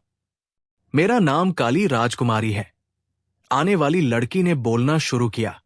हालांकि तुम्हारा रंग दूध की तरह सफेद है, इस बार मनान ने उत्तर दिया, और काली राजकुमारी अपने आप हंस पड़ी। तुम ठीक कह रहे हो, क्योंकि मेरी मां भी गोरी है और मेरे पिता तो बहुत गोरे थे। न जाने आमून जादूगर उन्हें कहां से पकड़ लाया था। लड़की ने उत्तर दिया तो आमून जादूगर का नाम सुनकर वे तीनों एक बार फिर चौंक पड़े। तुम कौन हो और यहां इस जंगल में कैसे रह रही हो? राजकुमार बेजाद ने पूछा। यहां बैठ जाओ, मुझे तुमसे बातें करनी है, लेकिन पहले मुझे यहां से कुछ फूल तोड़कर लाने होंगे ताकि मैं उन्हें उपहार के तौर पर तुम्हें दे सकूं। लड़की ने मुस्कुराते हुए कहा और किसी हिरन की तरह छलांगे भरती हुई जंगल में गायब हो गई। अजीब रहस्य है, राजकुमार ने कहा। यह लड़की मुझे अच्छी दिखाई दे रही है, बख्तावर ने कहा। अच्छी? क्या मतलब? राजकुमार ने चौंक कर पूछा। ये नेक स्वभाव वाली लड़की है, बख्तावर ने उत्तर दिया, और राजकुमार ने हाँ में सिर हिला दिया। थोड़ी देर बाद वो लड़की एक बार फिर दिखाई दी तो उसके हाथ में गहरे काले रंग के 3 गुलाब के फूल थे। ये लो, ये मेरी तरफ से उपहार है, इन्हें अपने पास रख लो, लड़की ने कहा, और एक एक फूल उसने राजकुमार बेजाद, मनान और बख्तावर की ओर बढ़ा दिया। काली राजकुमारी की ओर से काले गुलाब का उपहार ही मिल सकता है, राजकुमार ने मुस्कुराते हुए कहा, और फिर लड़की के हाथ से ले लिया। उसकी देखा देखी बख्तावर और मनान ने भी उससे फूल ले लिए। ये फूल मैंने इसलिए तुम्हें दिए हैं क्योंकि जब तक ये तुम्हारे पास रहेंगे हमारे बीच होने वाली बातचीत काली रानी नहीं सुन सकेगी और न तुम्हें देख सकेगी, वरना वो सब कुछ सुन सकती है। उस लड़की ने कहा और आराम से घास पर बैठ गई। राजकुमार और उसके साथी भी उसके सामने ही घास पर बैठ गए। सुनो, मुझे पता है कि तुम कौन हो और किस उद्देश्य के लिए यहां आए हो। तुम्हारा नाम राजकुमार बेजाद है और तुम देश ईरान के राजकुमार हो। ये तुम्हारी पत्नी है, इसका नाम बख्तावर है। तुम्हारे साथी का नाम मनान है और ये ईरान के प्रधानमंत्री का इकलौता बेटा है और काली रानी के अनुसार बहुत चालाक और चतुर आदमी है, और तुम राजा जादूगर का खजाना पाने आए हो। इस मनान ने जादूगर से बहुत चतुराई से ये राज पता कर लिया है कि जंगल में घुसने वाले सिर्फ खास इलाके तक अंधे रहते हैं और फिर उन्हें दिखाई देने लग जाता है, और औरतों पर आमुन जादूगर का ये अंधा कर देने वाला जादू असर नहीं करता। लड़की ने विस्तार से बताते हुए कहा, क्या तुमने ये सब कुछ जादू की मदद से पता किया है? राजकुमार ने पूछा। ये सब काली रानी ने पता किया है। उसे राजा जादूगर का जादू आता है। वो मेरी माँ है। जब वो मर जाएगी तो फिर ये जादू मेरे अधिकार में आ जाएगा। लड़की ने उत्तर दिया, तुम और तुम्हारी माँ के अलावा और कौन यहां रहता है? क्या पूरा कबीला है तुम्हारा? राजकुमार ने पूछा। नहीं, सिर्फ मैं और मेरी मां काली रानी यहां रहती है। मैं तुम्हें संक्षेप में बता देती हूं। ये खजाना जिसे तुम पाने आए हो, एक पुराने राजा रमूश का है, जो जादूगर भी था। उसने मरते समय इस खजाने की रक्षा के लिए बहुत से प्रबंध किए। उसका कहना है कि वो कभी न कभी जीवित होकर वापस आएगा और उसे खजाने की आवश्यकता पड़ेगी। इसके साथ साथ उसके कहने के अनुसार उसे तुरंत सेविका की आवश्यकता भी पड़ेगी। इसलिए उसने अपनी एक खास दासी को यहां छोड़ा और ऐसा प्रबंध किया कि उस खजाने की रक्षा करने वाला जादूगर कोई पुरुष यहां ले आए, जिससे उस दासी का विवाह हो, और अगर उस दासी का लड़का पैदा हो तो लड़के को तुरंत मार दिया जाए, और अगर लड़की पैदा हो तो उसे जीवित रखा जाए और उस पुरुष को मार दिया जाए। इसके बाद जब वो लड़की बड़ी हो जाए तो फिर जादूगर कोई पुरुष यहां पहुंचा दे, जिससे उस लड़की का विवाह हो, और फिर इसी तरह सिलसिला चलता रहे। इस समय मेरी मां और मैं यहां मौजूद है। मां को काली रानी की पदवी मिलती है और लड़की को काली राजकुमारी की। अब मैं बड़ी हो गई हूं और काली रानी आमून जादूगर को संदेश भेजने वाली थी कि वो मेरे लिए कोई पुरुष यहां भेजे कि तुम तीनों यहां पहुंच गए। काली रानी को इसका पता चल गया। उसने मुझे बुलाकर दीवार को जादू की मदद से आईने जैसा किया और हम दोनों ने तुम तीनों को आते देख लिया। काली रानी ने कहा कि अब उसे आमून जादूगर को कहकर किसी पुरुष को बुलाने की आवश्यकता नहीं रही। उसने मुझे कहा कि मैं तुम दोनों में से किसी एक को पसंद कर लूं तो बाकी दो को वो मार देगी। उसने तो मुझे राजकुमार बेजाद को पसंद करने के लिए कहा, लेकिन मैंने मना कर दिया और मनान को पसंद कर लिया।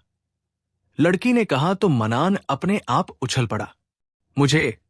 मनान ने हैरान होकर कहा, हां, तुम्हें, और सच में तुम मुझे पसंद आए हो। मैं तुम जैसा ही पति चाहती हूं। मैंने काली रानी से प्रार्थना की कि वह मुझे आज्ञा दे और मैं तुम तीनों से जाकर मिलूं। उसने मुझे आज्ञा दे दी और मैं यहां आ गई। मैंने ये काले फूल इसलिए दिए हैं ताकि काली रानी हमारी बातें न सुन ले, क्योंकि अब जो बात मैं करने वाली हूं वो काली रानी को बिल्कुल भी पसंद नहीं आएगी। लड़की ने कहा तो एक बार फिर वे तीनों चौंक पड़े। कौन सी बात? राजकुमार ने पूछा। मैं इस कैदखाने से निकलना चाहती हूं। मैं अपनी मां की तरह यहां नहीं रह सकती। मुझे ऐसे ही अवसर की तलाश थी और ये अवसर आ गया है। मैं तुम्हें यहां के भयानक जीव काशुमी को खत्म करने की एक योजना बताती हूं। उस योजना की मदद से तुम उस जीव को खत्म कर दो। उस जीव के मरते ही आमून जादूगर तुरंत यहां पहुंच जाएगा। वो बहुत भयानक जादूगर है, लेकिन उसका समाधान भी मैं जानती हूं। एक बहुत दयालु जादूगर है, जादूगर राजा। वो अक्सर मेरी मां से मिलने आता रहता है। उसने मुझे अपनी बेटी बनाया हुआ है। अब मैं उसे कहकर उस आमून जादूगर को भी खत्म करा दूंगी। इस तरह सब कुछ खत्म हो जाएगा। फिर तुम खजाना यहां से पा लेना। मनान मुझसे विवाह कर ले और फिर हम सुख भरी जिंदगी बिताएंगे। अगर तुम्हें मेरा यह सुझाव स्वीकार है तो ठीक है, वरना दूसरी स्थिति में मनान को जबरदस्ती मेरा पति बना दिया जाएगा और तुम दोनों को काली रानी सिर्फ एक इशारे पर मार देगी। मुझे स्वीकार है, तुम मुझे पसंद आई हो। अचानक मनान ने कहा तो राजकुमार बेजाद और बख्तावर दोनों ने चौंक कर मनान की ओर देखा। उसके चेहरे के भाव बता रहे थे कि वो सच कह रहा है। अगर मनान को तुम पसंद आ गई हो तो हमें क्या ऐतराज हो सकता है? राजकुमार ने मुस्कुराते हुए कहा, तो फिर सुनो, मैं मनान को साथ लेकर काली रानी के पास जाऊंगी। तुम दोनों ये फूल लेकर ऊपर आ जाना। जब तक ये फूल तुम्हारे हाथों में रहेंगे, नहीं काली रानी तुम्हें देख सकेगी और नहीं जंगल के जंगली जानवर तुम्हारे पास आएंगे। मनान को वहां पहुंचकर एक काम करना होगा कि भट्टी के दोनों ओर मौजूद मनुष्यों की खोपड़ियों और कंकालों को टुकड़े टुकड़े करके उनका चूरा उस भट्टी के सामने बिखेर देना होगा। इस तरह काली रानी का जादू खत्म हो जाएगा, वरना वो बहुत कठोर है। अब रह गई काशुमी जीव, तो वो काली घाटी के एक तरफ स्थित एक और बड़ी घाटी में रहती है। उनकी संख्या सैकड़ों में नहीं बल्कि हजारों में है। ये जीव बहुत भयानक है। एक पल में मनुष्य का मांस चटकर जाती है और इन्हें किसी तरह भी नहीं मारा जा सकता। इनके मारने की सिर्फ एक ही तरकीब है और वो ये है कि उस घाटी के अंदर एक घर है। उस घर का द्वार एक बड़े पत्थर से बंद है। उस पत्थर को हटा दिया जाए या उसमें छेद कर दिया जाए तो उस घर में सदियों से बंद परछाईखोर बला बाहर आ जाएगी और फिर वही उन काशुमियों को खा सकती है और वे किसी तरह भी नहीं मर सकते। लड़की ने कहा, लेकिन वे परछाइयां कैसे उस पत्थर को हटाने देंगी? वे तो तुरंत ही हम पर हमला कर देंगी। राजकुमार ने कहा, तुम्हारे पास काले गुलाब जब तक रहेंगे, तुम्हें न काली रानी देख सकेगी और न काली घाटी की काली परछाइयां। तुम शांति से ये कार्रवाई कर सकते हो और मनान को, क्योंकि मैं अपना पति बनाने का वादा कर चुकी हूं और इस नाते मैं इसे साथ ले जाऊंगी, इसलिए यहां के नियम की वजह से इसे कोई उस समय तक न मार सकेगा जब तक मेरी लड़की न पैदा हो जाए। लेकिन मनान इस काली घाटी में घूम फिर तो सकता है, लेकिन उस काली चट्टान के पास नहीं जा सकता। यह काम तुम दोनों को करना होगा। लड़की ने उत्तर दिया, तुम हमारे बारे में काली रानी को क्या कहोगी? राजकुमार ने पूछा। यही कि मैंने तुम दोनों को मार दिया है और क्योंकि मनान ने भी खुद मुझे पसंद करके मेरा पति बनना स्वीकार कर लिया, इसलिए मैं उसे साथ ले आई हूं। लड़की ने उत्तर देते हुए कहा, तुम उस आमून जादूगर के आने की बात कर रही थी, उसका क्या होगा? राजकुमार बेजाद ने पूछा। हां, वो उस जीव के मरते ही यहां पहुंच जाएगा, लेकिन तुम चिंता न करो, वो हमें कोई हानि नहीं पहुंचाएगा। मैं जादूगर राजा को बुला लूंगी। लड़की ने कहा तो सबने हां में सिर हिला दिया। राजकुमार जी, आप उस घर के भारी पत्थर को अकेले कैसे हटाएंगे? मनान ने कहा, यह मेरा काम है, वो मैं कर लूंगा। राजकुमार ने मुस्कुराते हुए कहा तो मनान भी मुस्कुरा दिया। फिर काली राजकुमारी मनान का हाथ पकड़े तेजी से पहाड़ी पर चढ़ती चली गई और वे दोनों उन्हें इस तरह जाते देखकर मुस्कुराते रहे। मनान और काली राजकुमारी के जाने के कुछ देर बाद राजकुमार बेजाद और बख्तावर भी चल पड़े। काले गुलाब उन्होंने अपने कपड़ों पर इस तरह लगा लिए कि वे गिर न सकें। इस तरह उन दोनों के हाथ स्वतंत्र हो गए। फिर वे ये देखकर सच में हैरान रह गए कि रास्ते में अनगिनत भयानक जंगली जानवर उन्हें मिले, लेकिन किसी ने भी उनकी ओर ध्यान न दिया और वे चलते चलते अंत में उस घाटी तक पहुंच गए जिसे काली घाटी कहा जाता था। उसका विशेष रास्ता काली राजकुमारी ने उन्हें बता दिया था। काली घाटी में हर तरफ अंधेरा सा फैला हुआ था। बीच में खंडहर थे। वे उन खंडहरों की तरफ चल दिए, लेकिन अभी वे खंडहर तक ही पहुंचे थे कि अचानक उन खंडहरों से मनान दौड़ता हुआ बाहर आया। उसके पीछे काली राजकुमारी थी। राजकुमार जी, अब आपको चिंता करने की आवश्यकता नहीं है, मैंने सारा काम कर लिया है। मनान ने उनके पास पहुंचकर कहा, क्या मतलब? क्या कर लिया है? राजकुमार ने हैरान होकर कहा। यहां की सारी व्यवस्था काली रानी के हाथ में थी। काली राजकुमारी को भी इसका पता न था, लेकिन मैंने बातों ही बातों में पता लगा लिया, और इसके बाद मैंने अचानक काली रानी की गर्दन में खंजर उतार दिया और वह मर गई।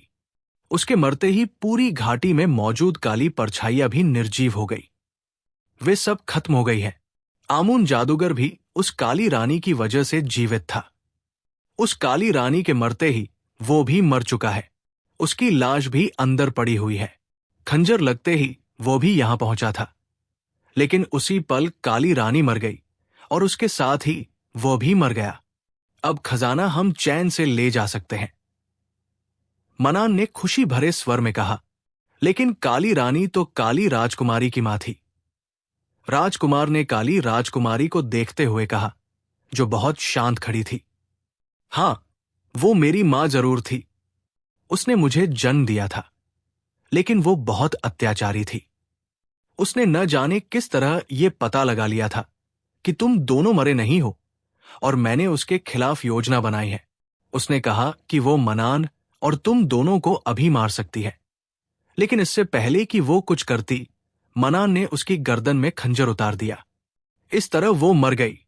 अगर वो जीवित रहती तो मुझे किसी स्थिति में भी स्वतंत्र दुनिया में न जाने देती, इसलिए मुझे उसकी मौत पर कोई दुख नहीं। काली राजकुमारी ने कहा। लेकिन वो बला तो स्वतंत्र नहीं हुई जिसने उन काली परछाइयों को खाना था। फिर ये सब कैसे हो गया? राजकुमार ने कहा। वो सब गलत था। मैंने उस चट्टान को हटाकर देख लिया है। अंदर कोई बला नहीं है। ये सब कुछ काली रानी ने अपनी बेटी को बहलाने के लिए बता रखा था। मनान ने उत्तर दिया। लेकिन काली राजकुमारी ने तो हमें बताया था कि काली रानी के मरने पर उसका जादू उसके पास आ जाएगा। इस बार बख्तावर ने कहा। हां, लेकिन उस समय जब मैं शादीशुदा होती और मेरी बच्ची पैदा हो चुकी होती, उससे पहले नहीं।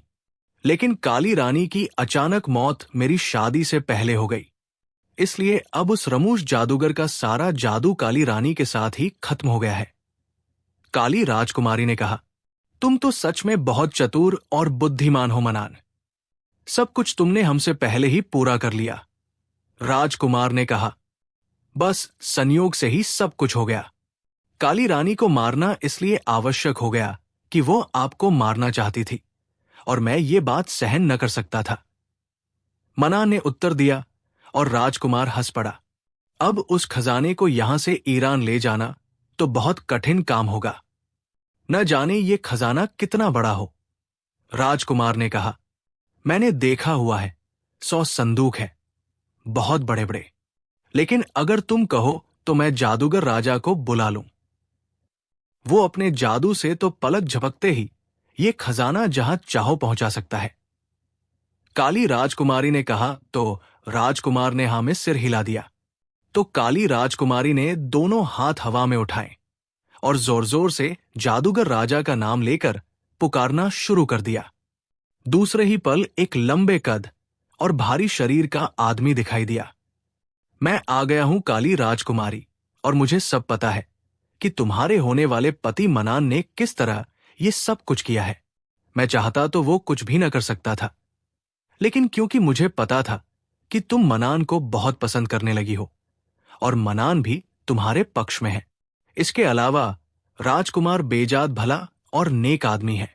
इसने किसी राजकुमारी से विवाह करने की बजाय गरीब लड़की बख्तावर को पत्नी बना लिया है, और ये खजाना गरीब लोगों में बांटने के लिए पाना चाहता है। इसलिए मैं चुप रहा। राजा जादूगर ने कहा। ओ तो तुम थे राजा जादूगर, जिसने मेरी मदद की, और जब आमून जादूगर ने मुझे मारना चाहा तो तुमने मुझे बचाकर बख्तावर की झोपड़ी में पहुंचा दिया। राजकुमार ने मुस्कुराते हुए कहा। हां, ये मैं था। खैर, अब आंखें बंद करो।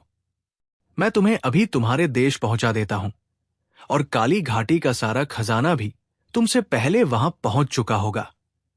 राजा जादूगर ने कहा तो सबने आंखें बंद कर ली, तो उन्हें ऐसा महसूस हुआ जैसे वे हवा में उड़ रहे हों। थोड़ी देर बाद जब उनके कदम जमीन पर लगे तो राजा जादूगर की आवाज सुनाई दी। वो उन्हें आंखें खोलने के लिए कह रहा था, और राजकुमार बेजाद ने जैसे ही आंखें खोली, उसने देखा कि वो अपने उस मकान में है जो उसने महल से हटकर बनवाया था। बख्तावर, मनान और काली राजकुमारी तीनों भी उसके साथ थे, और आंगन में 100 के करीब बड़े बड़े संदूक भी मौजूद थे। राजकुमार ने बिना सोचे मनान को गले लगा लिया, क्योंकि वे काली घाटी की काली परछाइयों को हराकर खजाना पाने में अंततः सफल हो गए थे। फिर राजकुमार ने ईरान के राजा के पास जाकर जब सारी कहानी सुनाई तो वो भी बहुत खुश हुआ। मनान के पिता प्रधानमंत्री भी अपने बेटे के इस काम पर बहुत खुश हुए, और फिर मनान और काली राजकुमारी के विवाह की घोषणा कर दी गई, जिसमें सबने भाग लिया। और इस विवाह के अवसर पर राजकुमार बेजाद ने संदूक में मौजूद सारा खजाना ईरान के गरीब लोगों में बांट दिया, और देखते ही देखते गरीब लोग अमीर बन गए। वे सब राजकुमार, बख्तावर और मनान को प्रार्थनाएं देने लगे। फिर राजकुमार और बख्तावर और मनान और काली राजकुमारी सब हंसी खुशी जीवन बिताने लगे।